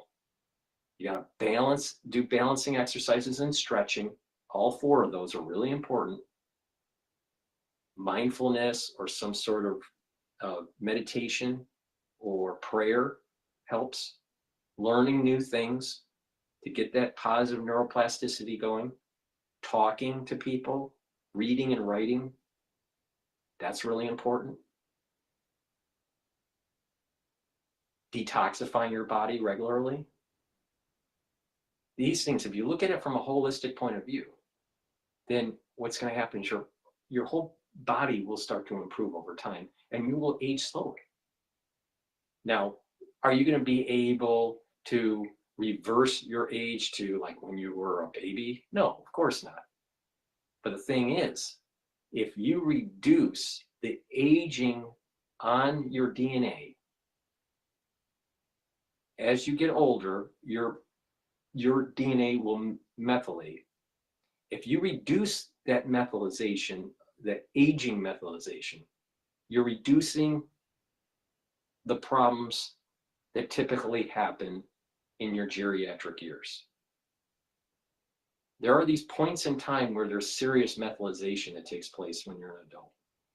All right. One is around 35 to 40 years old. There's a major inflection point where you start to methylate differently and you start aging faster. Another point is around 65. All right. So if you can stop that 35 or 40 inflection point and that 65 inflection point, then you're radically changing your age progression in your geriatric years. That's how this anti-aging works. And to stop that methylation that's taking place on the DNA, the aging associated methylation, that's bringing down inflammation, that's soaking up free radicals, that's making sure all your organ systems are as efficient as possible. And when you get to those inflection points, you will do much better compared to your cohort group that is not on an anti-aging protocol. So that's how it works. So if people think, oh, anti-aging and longevity science and all that, that doesn't make sense. No, it makes a lot of sense. And I just gave you the mechanism. It's about aging methylation on DNA. It does happen. All right. Now, you can reverse some methylation once it happens, but it takes more effort. So it's better not to have it happen versus to have to reverse the methylation. So pay attention to what I'm saying. It works. Follow my advice. All right, let's go to live now. Diplomat as Secretary of State, but he seems to be kind of reinterpreting, but he seems to be putting oil on troubled waters or whatever with these comments. And he's actually, I have to commend him. Some of the things he said has really kind of helped smooth things out, some of the rougher edges, if you will, of some of the comments made. But one thing I would point out, that the issue brought up of troops on, boots on the ground, troops in Ukraine as part of any peacekeeping agreement. Reports are coming out. There was this President Trump had talked about getting access to rare earths in Ukraine, and they sent over a high-level delegation. They sat down and basically gave Ukraine a draft proposal to look at. President Zelensky said, "I'm going to take a look at it. There was various reports. One of the reports was that it was asking for pretty much about half of the rare earths in return for nothing. Right. A more recent report, though, is there was something in there. It's like it's still stuck around half of the rare earths value, and there have been some comments that President Trump has said, $500 billion and trying to, get reimbursed for all the money that we have sent over to Ukraine. I'm not quite sure if that was correctly interpreted. Okay. There are some folks running around with that. But one thing that is interesting in that draft document, and it sounds very credible, was discussion in exchange for U.S. security presence in Ukraine. Okay. In other words, basically talking about U.S. boots on the ground. Now compare that to all the other comments This you brought Delta's us last like week. 4819. And keep in mind, this is all happening in the same week. It leaves me kind of scratching my head, and I kind of go back to my opening statement, which is there needs to be better coordination from a strategic communication standpoint, because you have different parts of the administration saying slightly different things, and in some cases saying significantly different things. Yeah, and the saying slightly different things, I mean, that matters just as much as saying largely different things. In negotiations that are this sensitive, I think you would agree with that assessment. I put this tweet up here because it looks like Starmer is going to go to D.C. next week to meet with Trump. And this is going to be their first in-person meeting, I believe, since the election here stateside. And to your point, we were talking about whether or not all of this is a negotiating tactic last week. Starmer coming out and saying, say whatever happens with Ukraine and Russia in order to keep the peace, to keep the line of contact. He was floating the idea of possibly having British troops keep the peace as part of this international peacekeeping force, if you will. And obviously we're speaking in hypothetical scenarios here because we're not even there yet. But maybe that is a response to some of the hard-dealing, freewheeling negotiations and statements being made by the U.S. Also, Donald Tusk, the Polish prime minister, saying this: if we Europeans fail to spend big on defense now, we will be forced to spend 10 times more if we don't prevent a wider war. He says, as the Polish PM, I'm entitled to say it loud and clear, since Poland already spends almost 5% of its GDP on defense, and we will continue to do so. That seems to be somewhat of a rallying cry to his fellow NATO members. Hey, bump it up to 5% like the Poles do. Absolutely. In fact, the Poles are pretty much, they have been the most aggressive in saying, look, we got to spend on defense. There's a lot of reasons why the Poles have to spend on defense, because there's a Suwalki Gap, which is a gap between there's this Kaliningrad, this area that Russia controls. It's still part of Russia, that is physically cut off from the rest of Russia. And there's only so many ways to get there. And one of the ways is you go up this little gap that puts you in direct confrontation with Poland amongst some other NATO members. So they're right there. They're right on the edge. So they've been very aggressive. If you look at the Baltic states, Lithuania, Latvia, Estonia, they have also been leaning forward.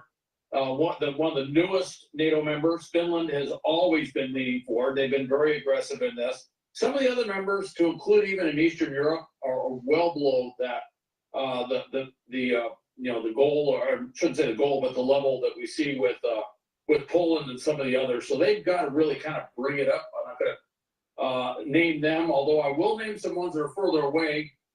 Spain and Portugal have always been way under investing. And interestingly, traditionally, although they're over 2% now, they're about 2.4%, Great Britain.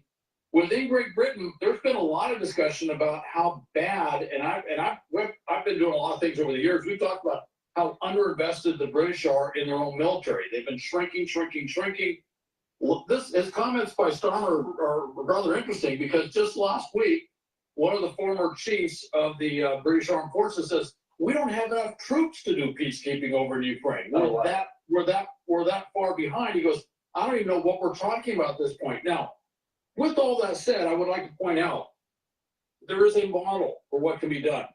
It's not at the scale that needs to be done in Ukraine, but if you look at what NATO has been doing in the Baltic states, where they have various different regiments, brigades, if you will, that go into Latvia, Lithuania, Estonia, and they work side by side with their host nation counterparts.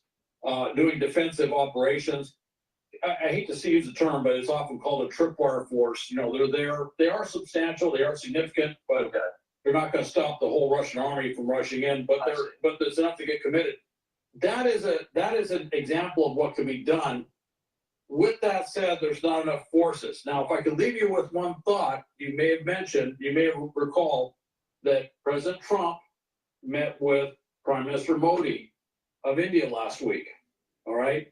India has very large forces. They have an extremely large army. That would be a bit of a wild card, but this is not a NATO operation. Okay. And there is a possibility that they could be looking at other countries to provide that force. And one of those other countries might be India. And India might want to do that for a variety of different reasons, not the least of which is they're trying to kind of put some distance between them and Russia and trying to move closer to the West. He wants him to shut up. There are a variety of possibilities of what that peacekeeping force could look like. So just briefly and lastly, Hal, we heard from Hegseth over the weekend as well. And he was essentially, I'm paraphrasing here, talking about European security guarantees from the United States. And he essentially said, well, it can't last forever. And what you're seeing in Paris today among some of these European allies led by the European Commission, was the United States right in saying the Europeans, Europe writ large, they need to get tougher. They need to think more about their security, about beefing up their military expenditures, because the United States isn't always going to be there. Did they need to hear that? Yes. Well, they kind of did. And a lot of the questions over the years is what will it take to get the Europeans serious about really investing in their own defense? It's been a problem. It's been a problem certainly since the end of the Cold War. There's been this rapid divestment of various different countries saying, well, there's no big threat now. The Soviet Union's gone, you know. And when they look at China, look, China's a long way away from Germany, all right? It's a long way away from France. It's not as far away from the United States. We have not just our presence in the Pacific, we have possessions in the Pacific which are very close to China, and we have commitments. And so we have this global requirement that they don't have. We've been trying to cajole them, trying to get them to invest more. You know, certainly the first Trump administration, they're the ones that said you need to get up to 2% of your GDP. Now we're saying 5%. What would it take to convince them that they have to take the reins of their own defense future? And if you look at it that way, and you look at how Donald Trump traditionally kind of does negotiation and business and other things, I'm kind of wondering if part of this isn't his negotiation technique, which is roll this stuff out there. You know, we would say, you know, it's obviously causing a bit of a storm, but throw this stuff out there and get the Europeans serious, talking about stepping up and doing their own defense needs. And if he looks at what's happening on Monday, he's probably saying, that's kind of what I was hoping to see happen. So I'm just pointing that out. It's a possibility, but in all great negotiations, you never show your hand. You're never going to admit that publicly. Even if they have success, you'll never admit that publicly. It's just the way those things are kind of done. So there might be a lot of this negotiating in public, shall we say. Okay. Hal Kemper, as always, it's just one day, Hal. I will be speaking a lot this week. We'll talk soon. Okay, thank you. All right. We're going to shift over to the Delta Airlines crash. This is the take from CNN. But before we do that, please go to my store, the-studio-reykjavik.com, and pay attention to some of the ways I stack these different supplements to improve different organ systems. Ubiquinol is a supplement that you should be taking. Ubiquinol is the most bioavailable form of CoQ10 that you can buy. The most bioavailable form, right? Most people that take CoQ10, they're getting the crappy version. This is the Ferrari version, all right? So please go to my store, get the Ubiquinol. Now, this will boost up your energy levels. It'll soak up free radicals because it's an antioxidant, and it'll also help to protect your neurons. When you get 40 years of age or older, you need to start protecting your neurons. Really important, because you don't want neurodegeneration to take place and to have problems when you're older. So taking Ubiquinol is really important. Please take it every day. It stacks really well with NAD+, and C60, resveratrol. Now, NAD plus is something that I've added to my stack. It boosts up energy levels. It helps to repair DNA damage, including mitochondrial DNA. And NAD plus protects neurons. So why not get 3 benefits in one? Boost up the energy levels, repair your DNA damage, and protect your neurons. It's a great stack with ubiquinol, resveratrol. Now, resveratrol is something that I've been taking for decades. For the biggest benefit with resveratrol is when you stack it with C60 or the NAD plus, the ubiquinol. All right, resveratrol really kicks into gear with a stack. All right, now it'll help with the mitochondrial health. It's an antioxidant, and it also will get rid of cells that need to go into apoptosis. So, because what will happen is you'll have cells that stop dividing, they just sit there. They're senesced, all right? And these senescence of these cells just start over time to accumulate garbage and lipofuscin. And what happens is that your tissues start building up all these cells that are in senescence, and your tissues don't perform as well. Well, you want to get rid of that stuff, all right? Resveratrol helps with that. Now, once you get rid of these cells, and it's in tissues that can regenerate, then it activates adult stem cells. There's a signal where those adult stem cells will start to repopulate with younger cells in that tissue. And with younger cells in the tissue, the tissues are going to perform better because they're younger cells, all right? So your average age in the tissue for the cells, measured based on telomere length, has increased. So your tissues at a telomere length measurement for age has actually become younger. All right? So please pay attention to what I do. It works. I've been taking this for decades. And guess what? I don't look like Alex Jones. So please go to my store, the-studio-reykjavik.com, take resveratrol, and stack it with NAD plus and with C60, with ubiquinol to get the max benefit. Because sometimes, you can take a supplement, but a lot of times when you stack it, there's a synergistic effect and it gets way better. You could think about it. How does your body really work with its biochemistry? It has all these different chemicals in feedback loops all working together, right? It's not one thing. It's not one chemical, right? There's multiple chemicals working in concert. That's why stacking works. NAC. NAC is something that I've added to my stack. Why? Because there's been many positive effects that anti-aging gurus have been doing with NAC, with their stack. And so I've added it to see what would happen. And I noticed a difference. So I decided to put NAC on my store and have people also add it to their stack. Now, NAC will boost up glutathione levels. That will help to soak up free radicals in a different pathway. So the more ways that you soak up free radicals, the better.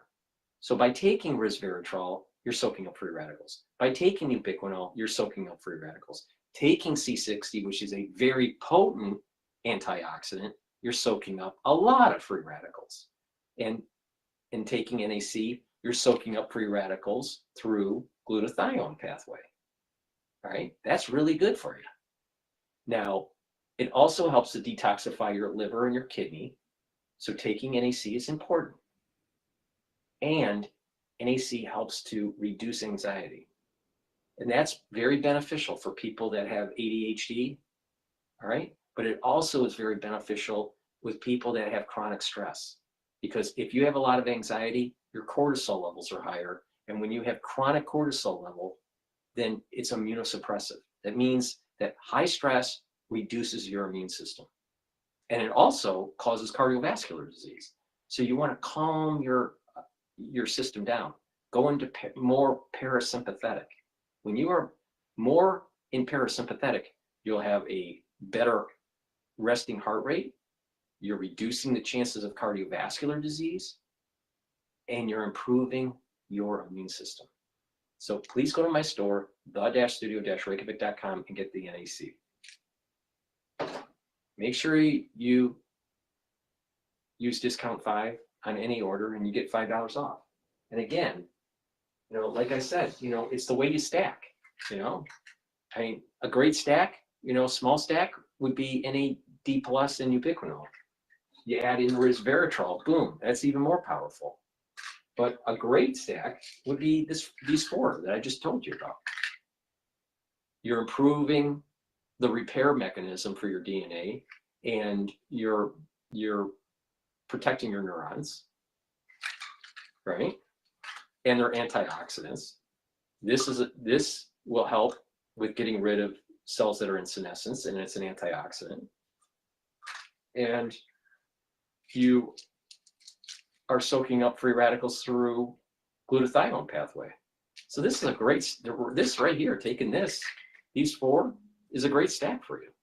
So you can mix and match, you can take them separately, but I'm telling you how to get the max benefit from this stuff. Again, your biochemistry doesn't work with just 1 molecule or 2 molecules. It works in a orchestrative way, and it balances, and there's feedback loops, right? And that's what you're trying to mimic with stacking, right? So please go to my store, the-studio-reykjavik.com. The link is in the description of this video. All right, let's go to CNN. Talking about the Delta Airlines crash. Operated by Endeavor Air, it's a wholly owned regional airline by Delta Airlines, was coming into land on runway 23 at Toronto Pearson International Airport. Pretty windy day there, winds gusting up to 35 knots, about 40 miles per hour. And you can see the evacuation that was successful with a capital S right there on the runway at Toronto Pearson. Folks coming out through the R1 door just behind the pilot's bulkhead there at the backside of the cockpit in the front of the first class cabin. And then the mid-wing exit where they were able to get out and essentially walk away from this crash. I want to show you this incredible new video taken from the evacuation inside the plane that was inverted. The floor, now the ceiling, the bins, the overhead bins, now on the floor. And I want you to watch this now. This is actually the first time I'm seeing it too. Watch. Everything, drop it. Come on.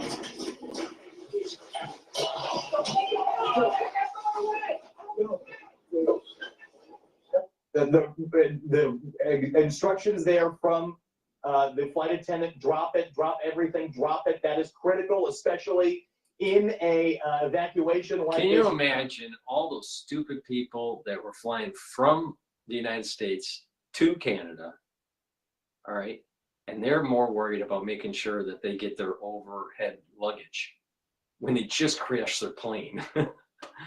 You know, this is the problem with people.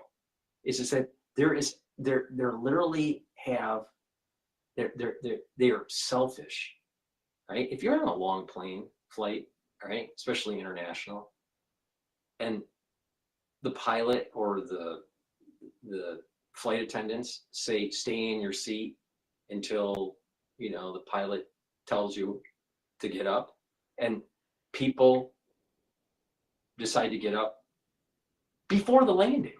All right, and you're approaching the landing, you're in the descent and you're approaching that, and they're told to stay in your seat. You have people that are getting around trying to take out their luggage and all this. I mean, people just don't have common sense.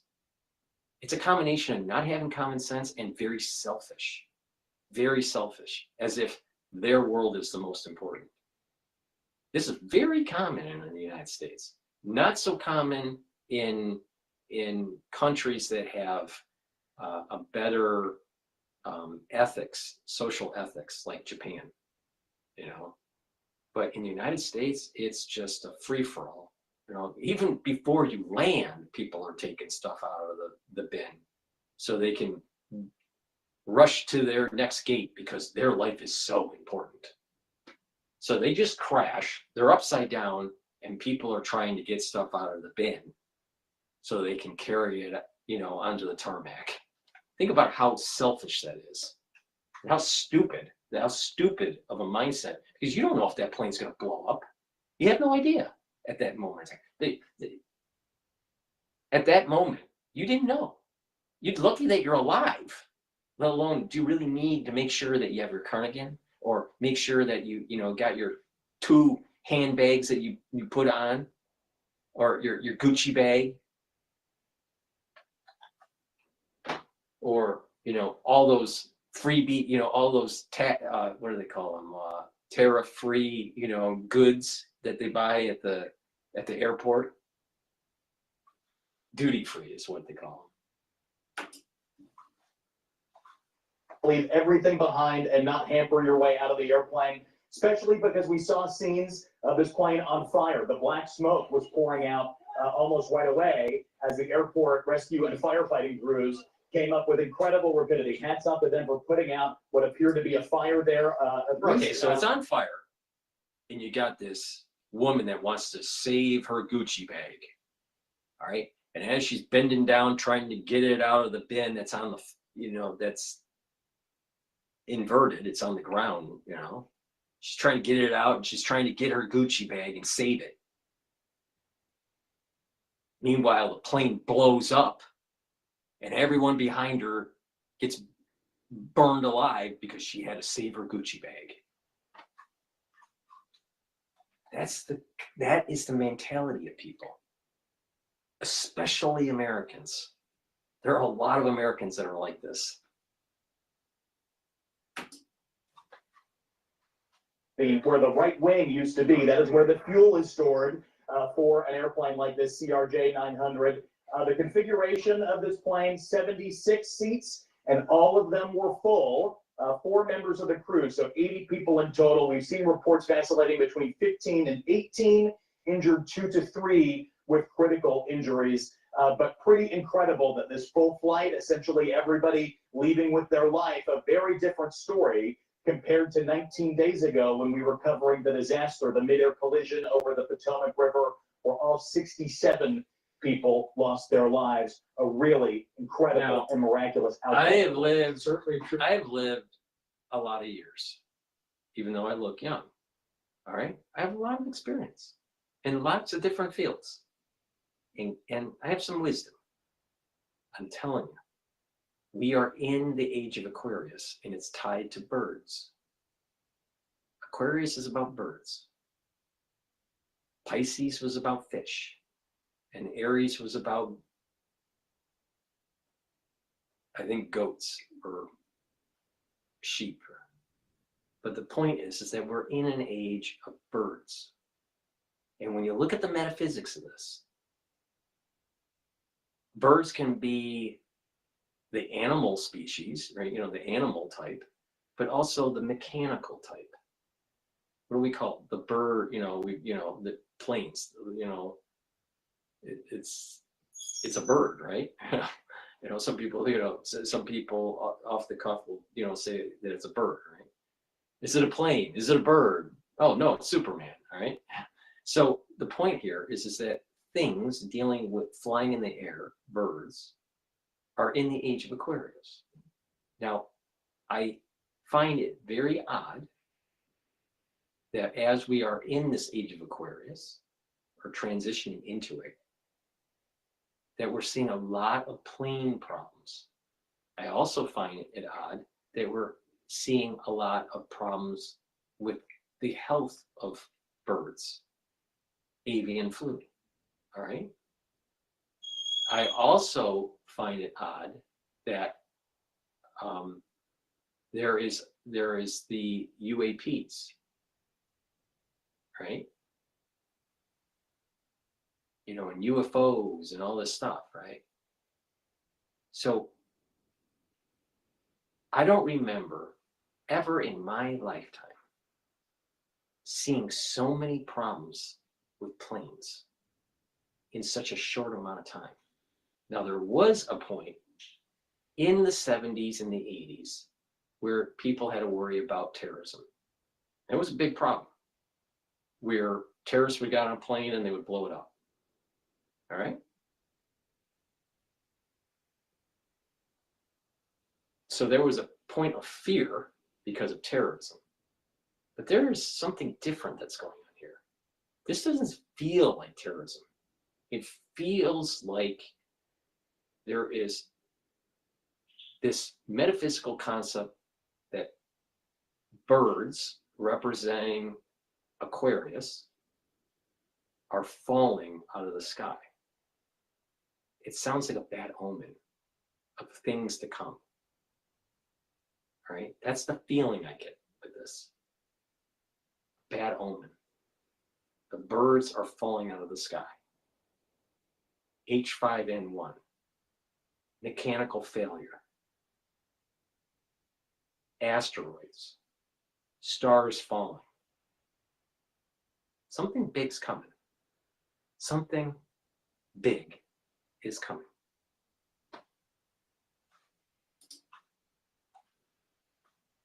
Pete, stay with us. I want to bring in some more of our aviation experts right now for some serious analysis. Peter Goals, how could a plane like this end up flipping the way it did?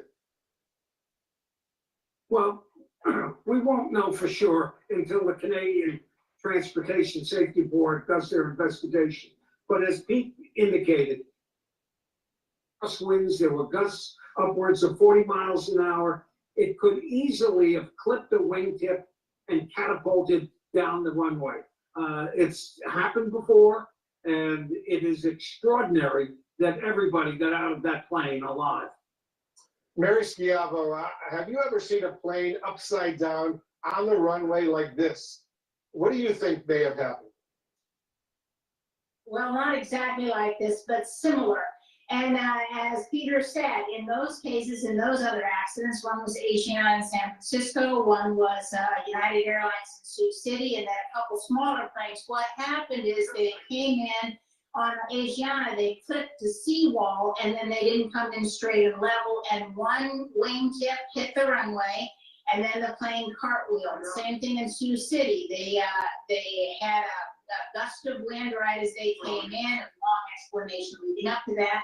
But the wingtip hit, and then they flipped. And then in some other accidents, that was the same thing. And in others, it's where they have exited the runway and encountered something such as an embankment or other equipment that then caused them to become inverted. But in a scene like this, it is where a wingtip is hit. In many cases, it breaks the wing off. The wingtip is hit, and the plane rolls. Fortunately here, no fire. In those other ones, there was fire. Yeah. Pete Bunteen, I want to play a little bit more of that new video of the evacuation once again. The slide that clearly did not deploy here. Talk about the process of evacuating an upside down plane. You know, I'll tell you, Wolf Blitzer is a fucking idiot. The plane is upside down. The slides are attached to the bottom part of the port of the doorway. The bottom part of the doorway is now on top, not on bottom. So if it was deployed, it would prevent people from getting out. I mean, just use some fucking common sense, dude. I mean, think about this. In a normal plane that needs to deploy the slides, it's upright. And that slide is attached to the bottom of the doorway. And it will go down and people will be able to use the slide. But if the plane is upside down, then if the slide was deployed, then what would happen is it would be blocking the window so people couldn't get out. This is why he's a fucking journalist on CNN and not an engineer. What an idiot. CRJ like this even has slides, Wolf. It is really critical to get out because seconds mean lives. and everybody here escaped with their life. We saw in that first image there, in the first few frames of video, the overhead bins, now the floor, and folks clearing them to try and get out of that overwing emergency exit to get out onto the runway and into the biting cold, about 18 degrees Fahrenheit there in Toronto, not counting in the wind chill. This is something that is pretty harrowing. And this is a good reminder that flight attendants are not just there for your convenience, they are also there for your safety. They are aviation's first responders. We know it was a crew of 4, so 2 pilots, 2 flight attendants, trying to get everybody out and away from this airplane, in some cases can be a ticking time bomb. Fire is very serious, and we know there was at least some smoke, which means fire, in an airplane like this, and the airport firefighting and rescue crews did a marvelous job of putting it out very quickly. But a fire is about as serious as it can get in aviation. It's on a scale of 1 to 10, that's really an 11. So to get people out quickly and safely without many serious injuries is really key. Important to remember, a lot of injuries can happen after the plane comes to a rest.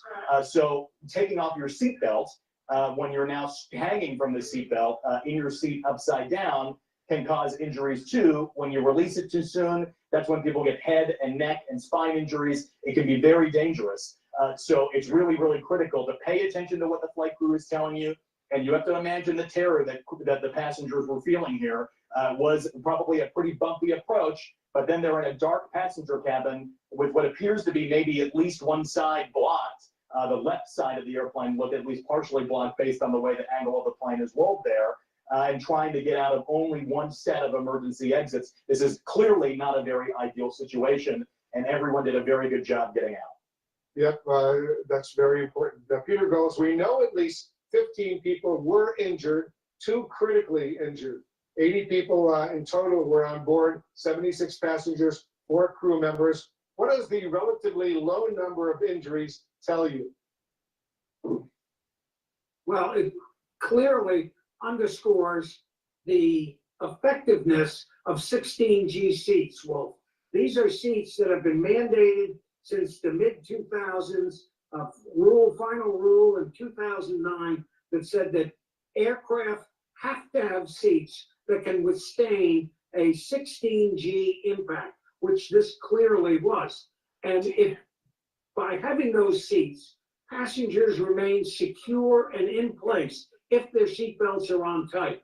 Previous to that, we saw numerous accidents where passengers survived the impact on the ground, but were thrown helter-skelter within the cabin, and many died.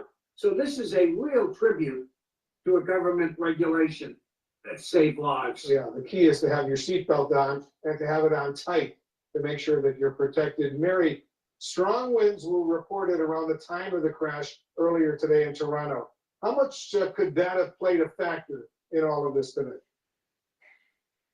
It could be a huge factor, and as Pete was just reading off the weather conditions and what the plane was facing, this aircraft, I was on one of these same ones going into LaGuardia, and this is how I happened to look up the limitations. The crosswind limitation on landing is 35 knots. If the runway is dry and clear and clean braking action, if you don't have good brake on ice on the runway, your crosswind limitation is 15 knots. If they had enough to get down and they were coming into land, they could have been in the right, but at the last minute got a bad gust that upended them. And I've had that happen to me when I'm flying, and it's terrifying. I literally had the plane set up on one wingtip. Now, I was lucky. It didn't catch the wingtip, but if that happened right as they hit the runway, even if they were within their aircraft limits, there wouldn't be much they could do about it except try to fly out of it. Yeah, the winds are very, very critically important. I was flying into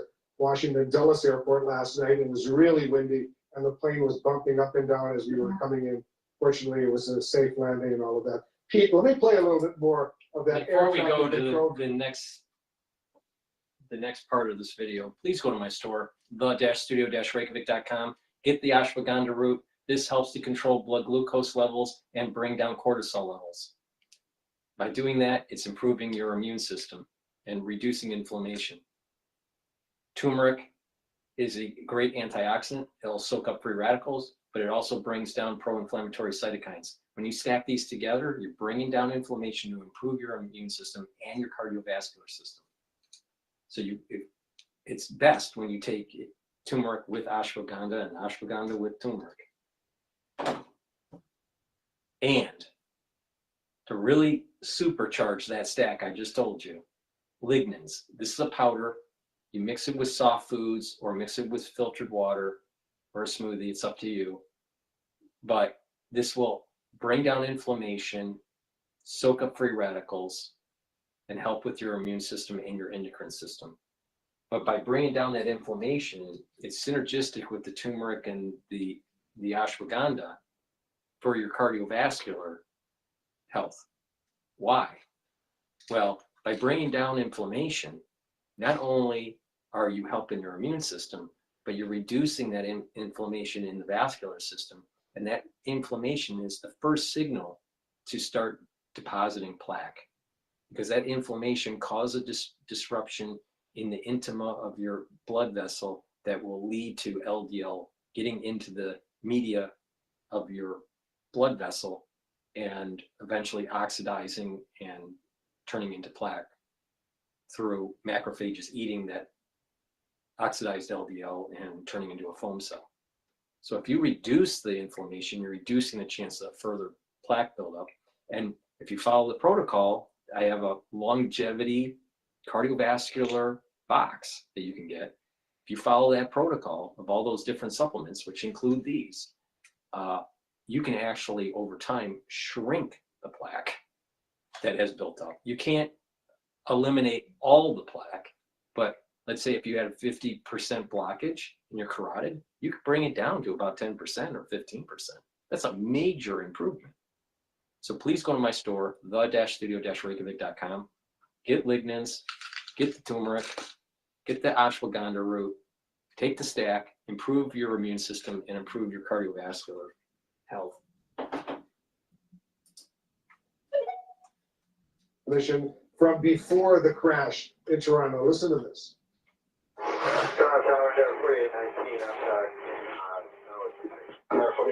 Tower with 27023, goes 33, clear the line on 823, my gas pipe off the black path, there'll be an aircraft in front of it. Clear the line, 23 is over, 4819. So Pete, what could the air traffic controller have meant when he said, and I'm quoting now, slight bump in the glide path? Well, what does that mean? Let's go through it sort of line by line. That's the airplane, Endeavor 4819 or Delta 4819. You buy a Delta ticket, but the flight is operated by Endeavor Air. Checking in with the tower controller saying that we're on the approach to runway 23, meaning they're lined up. They were on the ILS, that's Instrument Landing System, essentially a radio beam that gets you lined up with the runway and on a glide path and a stable approach. And the data shows that the approach looked okay, may have been a little bit bumpy, but it looked like they were stabilized, they were on altitude, they were on speed, looked okay. The tower controller let's stop right there. Let's stop right there for a sec. And another metaphysical observation with this. So birds are falling out of the sky, but also there's a wind coming. There's a wind that's building up. We're having colder weather. We're having strange weather patterns that lead to infernos in California. There is this, the wind is like a plague. The birds falling out of the sky is like a plague. And like I said, we are in a larger version of Exodus. We are in a larger version of Egypt. Everybody. We're all slaves. We think we're not slaves. We're slaves to a global version of Egypt and all of its idolatry, all of its mysticism, all of its magic. We're slaves in Egypt, and we are seeing plagues happening. They're starting to build up. And it's not just this year. It's been over several years. So weather patterns are changing that are causing disruption in other systems, flight patterns. The inferno, I mean, literally, LA burnt down to the ground because of a strong wind pattern that came in. So we're seeing plagues happening.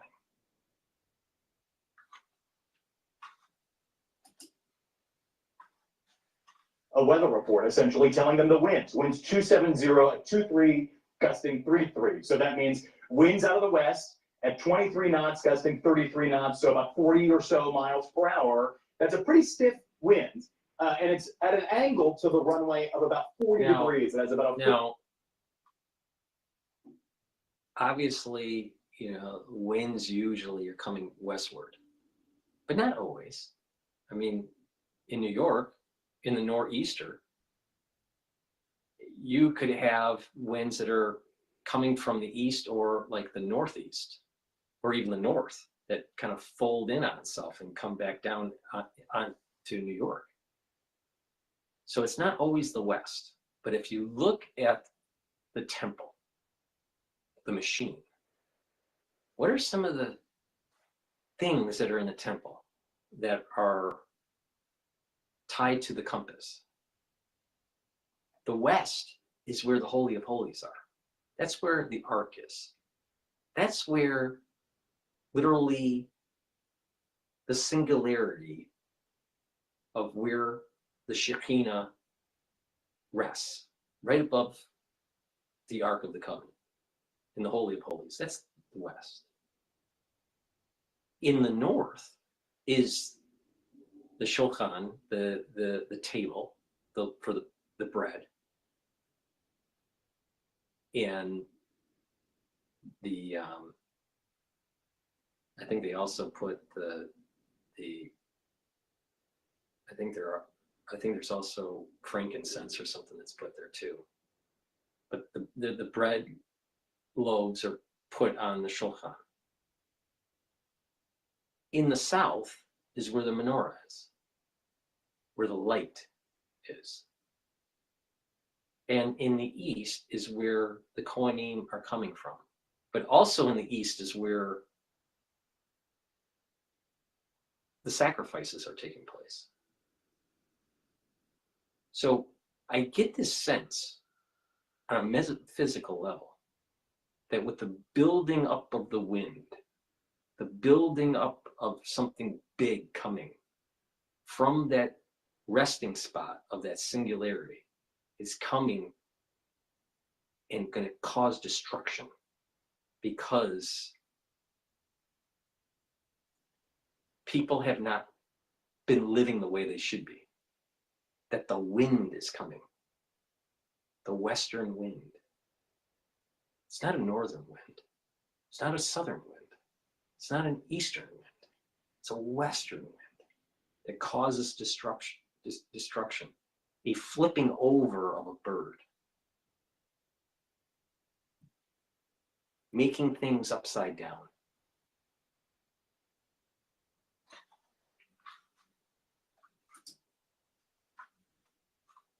Bite into the relationship, the heading of the runway. And typically in a crosswind, pilots will essentially, if this is the runway and the wind is coming from this direction, they'll point into the wind, it's called a crab, and essentially track straight down the runway, even though the airplane is pointed a different direction. Or they may put one wing into the wind and slip down to try and make it so that they could stay lined up with the runway.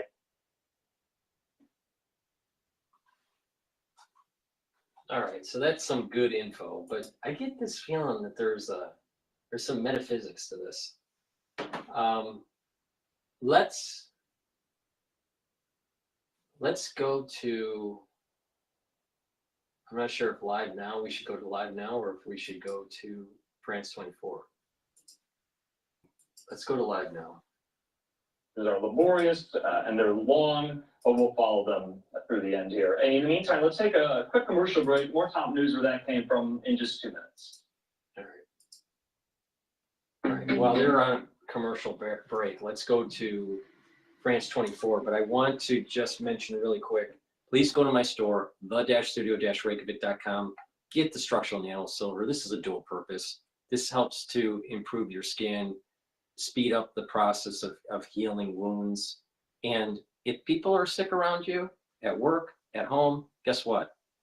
Put the gel on your hands, around your mouth, around your nose, around your eyes, around your ears, lightly coat your nostrils, stays active for 5.5 hours.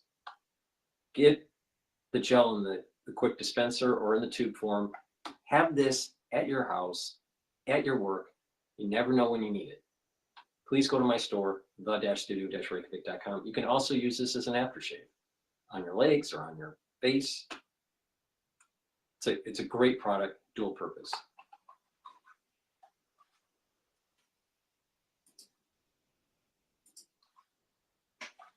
Excess of 2% of their GDP. Also saying, and this is also interesting because this is a different position to that of France and the UK, and who have been saying that they were ready potentially to send peacekeepers into Ukraine if indeed a peace deal is reached. Well, for the German Chancellor, this is not on the table at the moment. He considers it is too early to speak of this situation. He says for now this peace deal has not been brokered, and he's saying all these discussions are taking place behind the back of Ukraine, and that of course Ukraine needs to be consulted. So we have different positions here when it comes to what to do. The Polish are aligned with the Germans, by the way. So we have different positions as to what needs to be done immediately after the peace, and of course there is all the long-term negotiation when it comes to the security framework of Europe. The security framework of Europe, which is also important. James Andre will be crossing back live to you when there's more from there. Many thanks for joining us here in the France 24 debate. Let me ask you, Rio Terrace, this issue of what you would like to see come out of this summit, or informal gathering, excuse me, we're not supposed to call it a summit.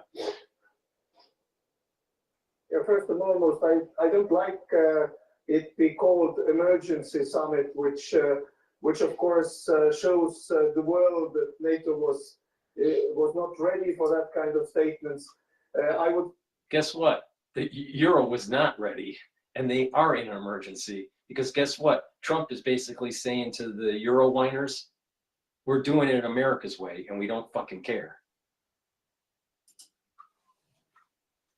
Because NATO's strength is unity. But excuse me, but if this was NATO, if this was unity, if this was a moment of unity, if this was a moment of unity for, excuse me, Rio Terrace.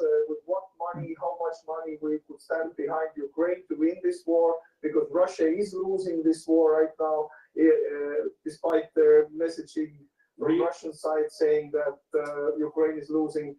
But both sides are exhausted, and they need other people to help, other countries to help them. The Russians need help from North Korea. The Russians need help from China. Ukraine needs help from the United States and Germany and Britain, but mostly from the United States. Both sides are exhausted. They can't continue on the war as long as no one helps. They have to negotiate a peace. They have to. You talk about it being a moment of unity, Rio Terrace, but if it was a moment of unity for NATO, the meeting would be held in Brussels, not in Paris. I don't think it makes any difference where the meeting is. The main thing is people coming out of it should have one single clear message, and in the package their decisions about how they will act and what are the actions taken. New York Governor Hochul calls meeting to discuss future of New York City Mayor Adams. Why do we need the governor of New York to make that determination of what to do with Mayor Adams? Can't he make the decision that he's not going to step down? I mean, it's really going to get messy if Hochul tries to force him to step down. See, and Hochul was the lieutenant governor for Cuomo, and Cuomo's trying to become the mayor of New York because he's trying to reboot his political career. Hochul's Right. It's crazy. But there where I agree, in fact, with someone like Chancellor Scholz, who's been very cautious about troops on the ground, and the Poles as well have been very cautious about troops on the ground. But although in principle they could potentially take part of something, we don't know what they would be there to do. Would European countries, for instance, go to Ukraine to help Ukraine give it security guarantees if Ukraine does not agree to any kind of peace deal which is negotiated above its head between Putin and Trump? There are so many questions that need to be asked first. Would European countries want to go to Ukraine to help enforce a peace deal which is imposed upon us as Europeans by the Americans and the Russians? There's so many very, very gritty questions, and we have no idea what's going to come out of these talks.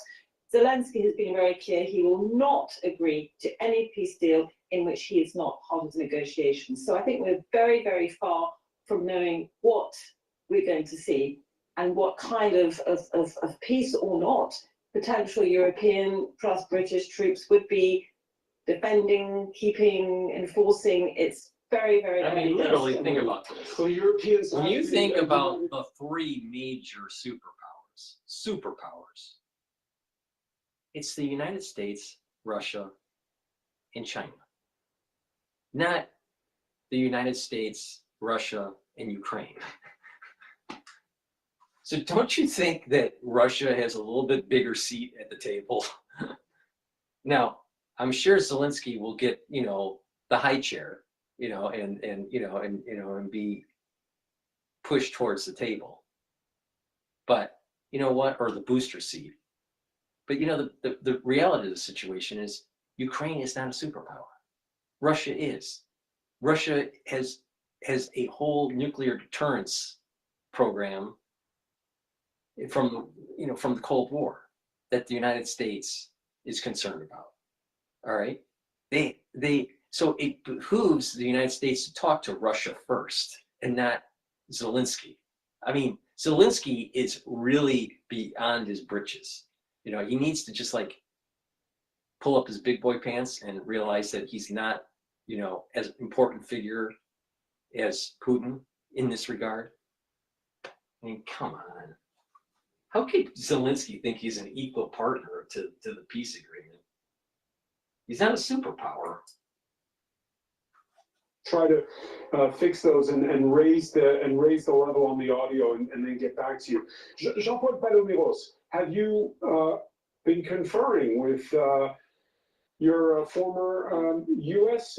equivalents from NATO over the last 48 hours? What are they telling you? Well, they are telling me that the Europeans should have done much more before. I mean, since Dwight Eisenhower was Supreme Allied Commander in Europe, the message has been there. And now Mr. Trump is meaning it. He's meaning, this is the last call, I would say. So this is why this meeting is so important. Now we have to really move the European defense together, including the UK. That's very important to show, to walk the talk in a certain way, to show that we are ready really to take that seriously, to balance the military efforts in NATO with the US, to take Mr. Trump by his word, to leverage the percentage of GDP. Just a side note, France is well over, unfortunately, 3% deficit. So let's see how the French will assume their responsibility in that field. But this is an internal issue. And more on that is that we should assume the short term as well, because the negotiations, behind the negotiations, the question is, would the US keep on supporting Ukraine during those days, or will they stop?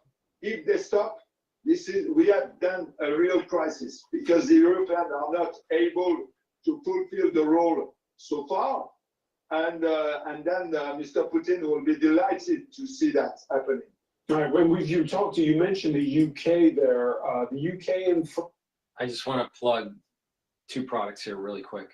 The Boomer Boost is the last pillar of the core protocol to help to slow down the aging process and boost up your immune system.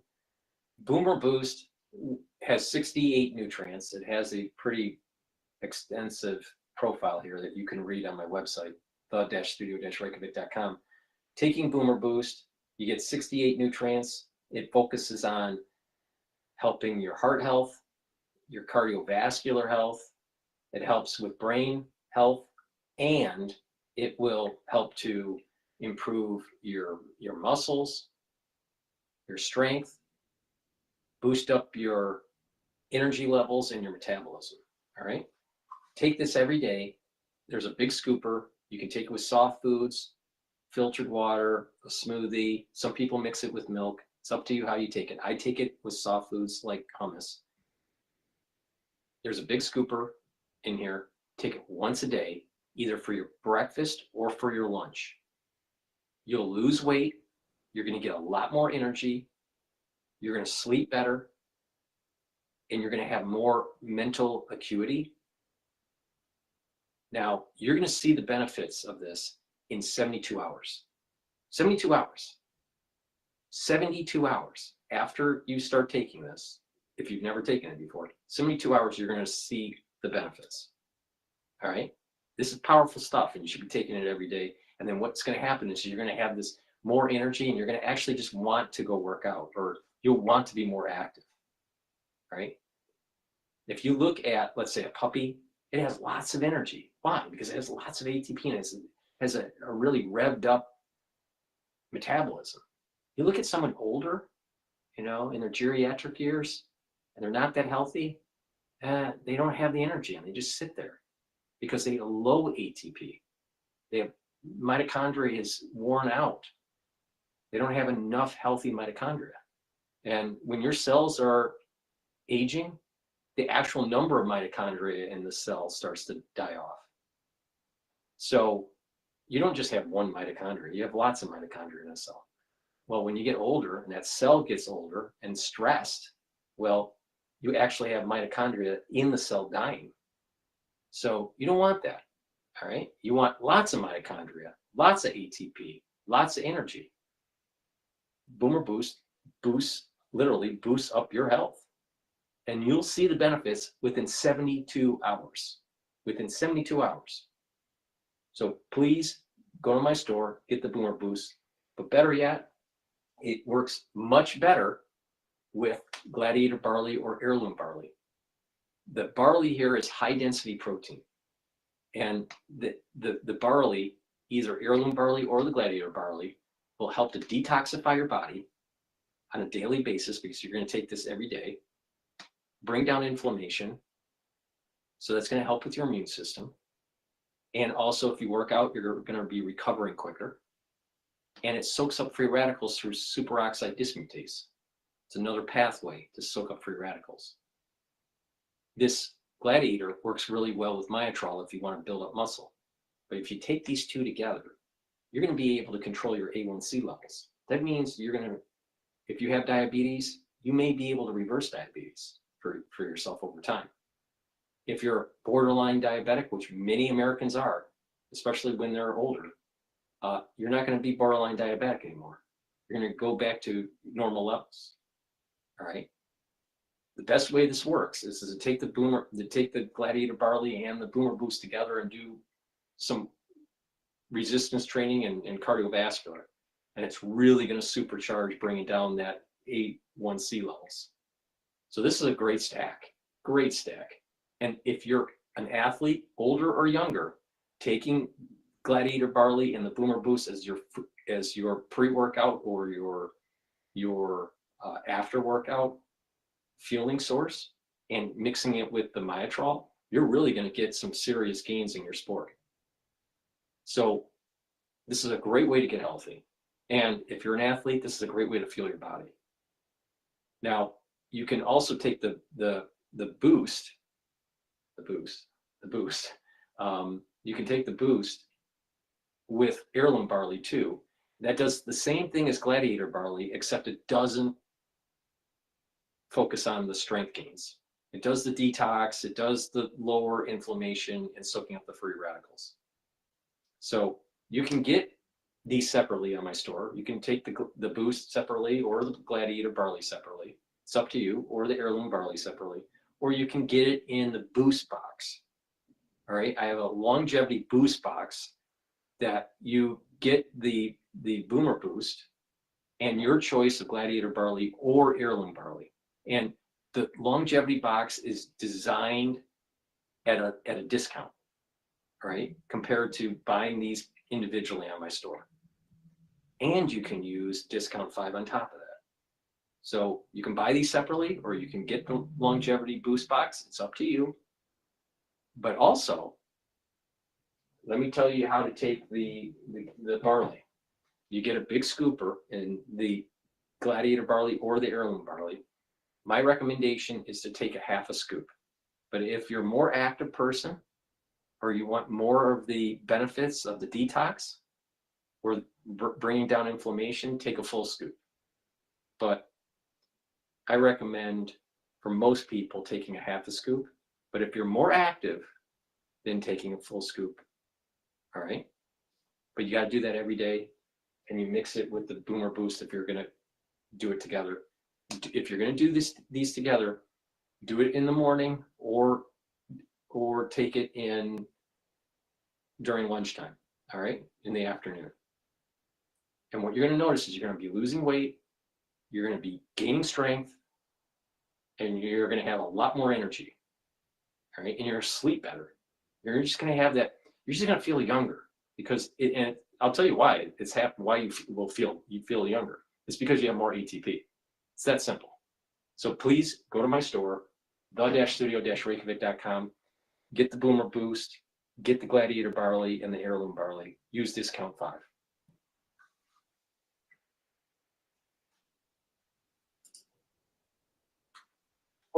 The whole Europe and our values. And Estonia, if you ask whether we are afraid, no, we are not afraid. We are prepared. We are spending 4% of the GDP on defense.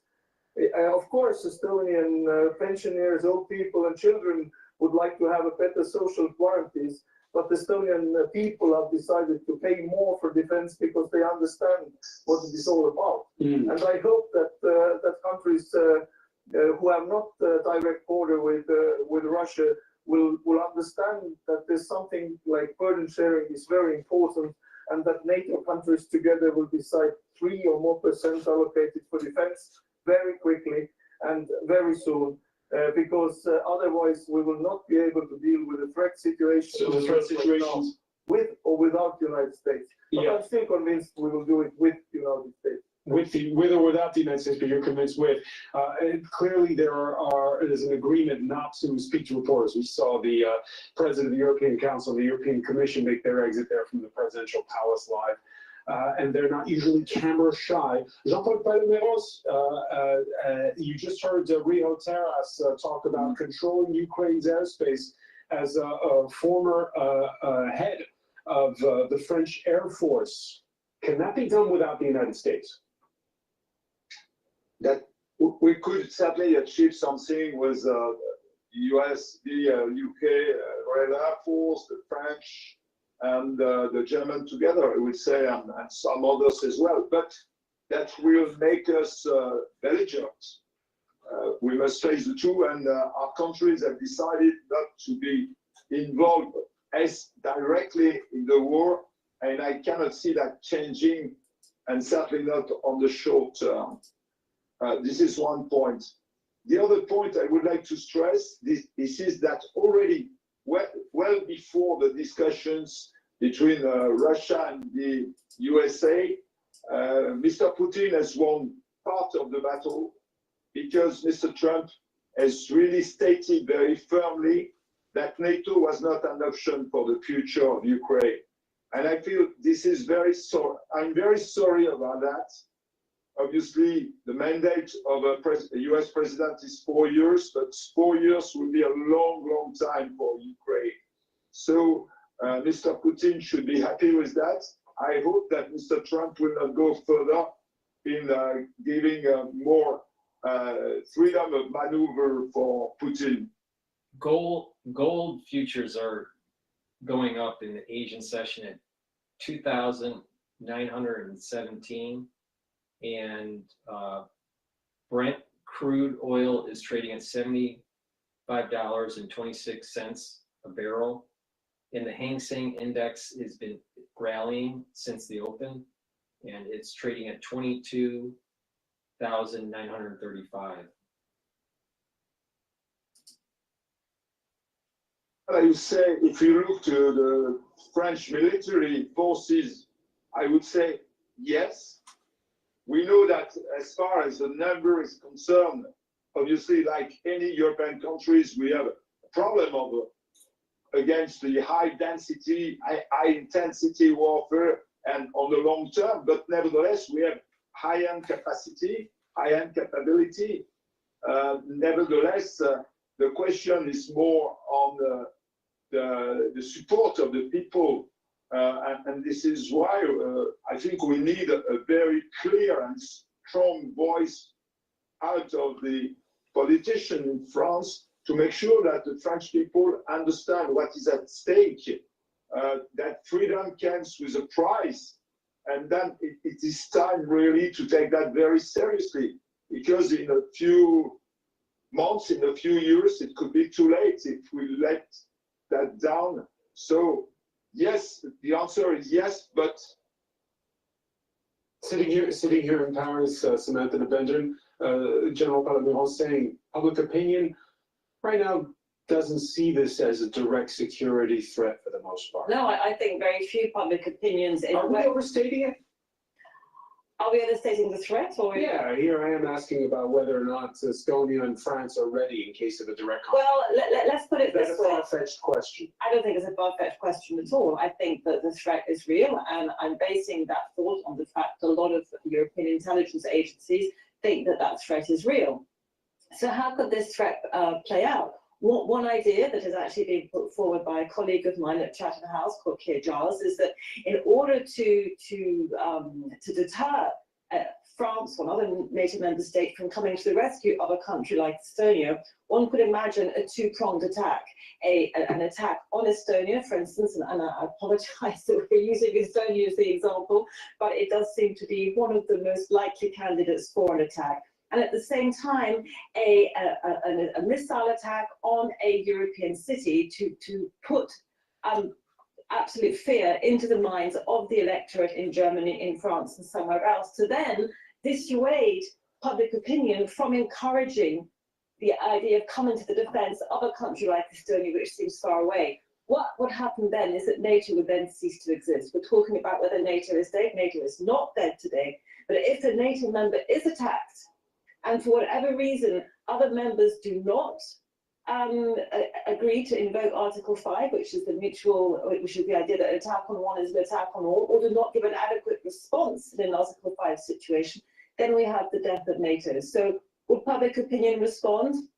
It's up to the politicians to explain that France's defense, Germany's defense is part of NATO at the moment, and that without NATO, it will be a lot more expensive to keep that defense. People often think about their bottom lines, and this is what it would be about at the end of the day. NATO's not dead, you say, but it is in trouble. And for instance, just remind people, while Russia bombed a cover built to contain radiation at the Chernobyl nuclear power plant last week, J.D. Vance saw danger elsewhere, the U.S. Vice President at the Munich Security Conference. The threat that I worry the most about vis-a-vis Europe is not Russia, it's not China, it's not any other external actor. And what I worry about is the threat from within, the retreat of Europe from some of its most fundamental values, values shared with the United States of America.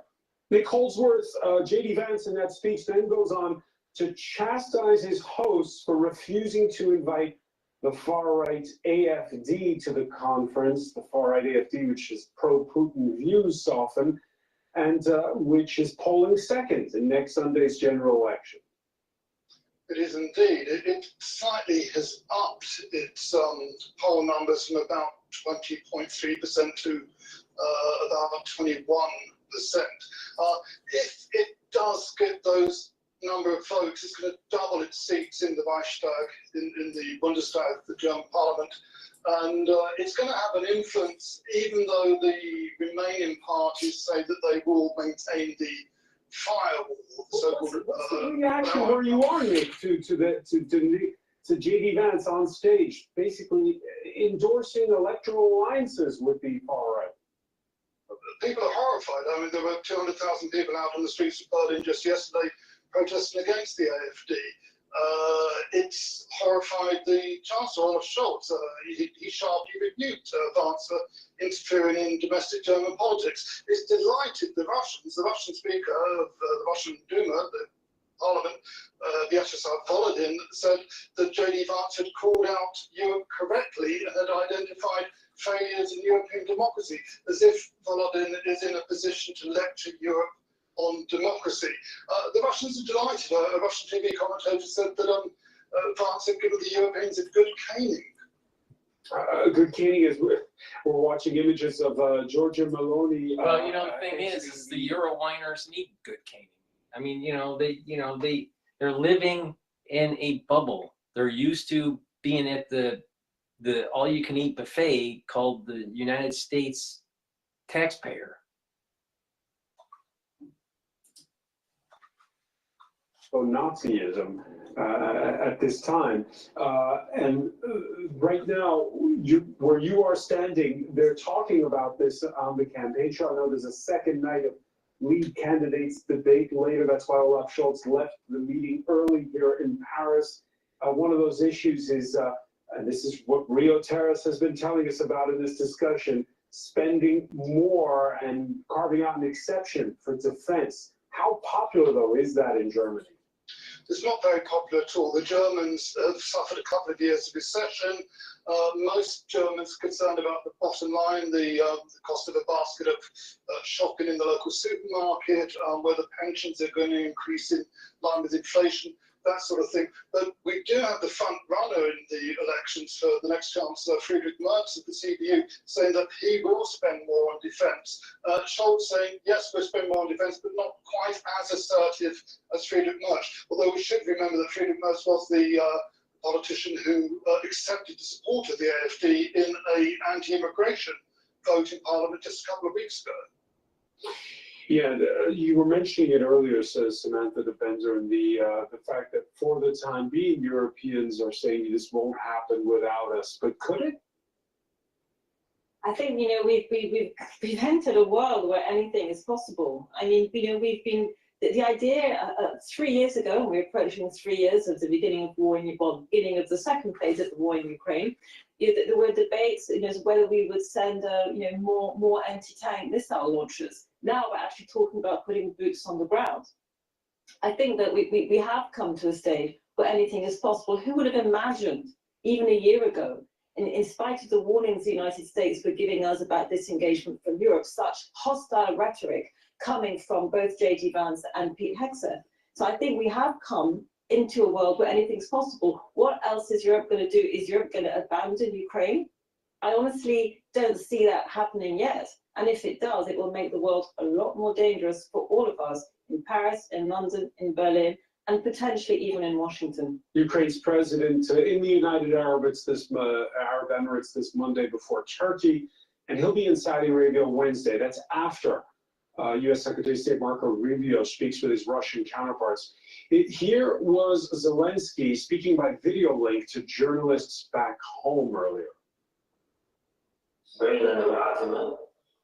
Ukraine is not participating in the upcoming negotiations. Ukraine knew nothing about it. Ukraine regards any negotiations on Ukraine without Ukraine as negotiations with no result, and we cannot acknowledge any arrangements about us that were made without us. Rio Terrace, what do you do now in this case? What do European leaders do? There you have Volodymyr Zelensky saying he's clearly been broadsided by the Trump administration.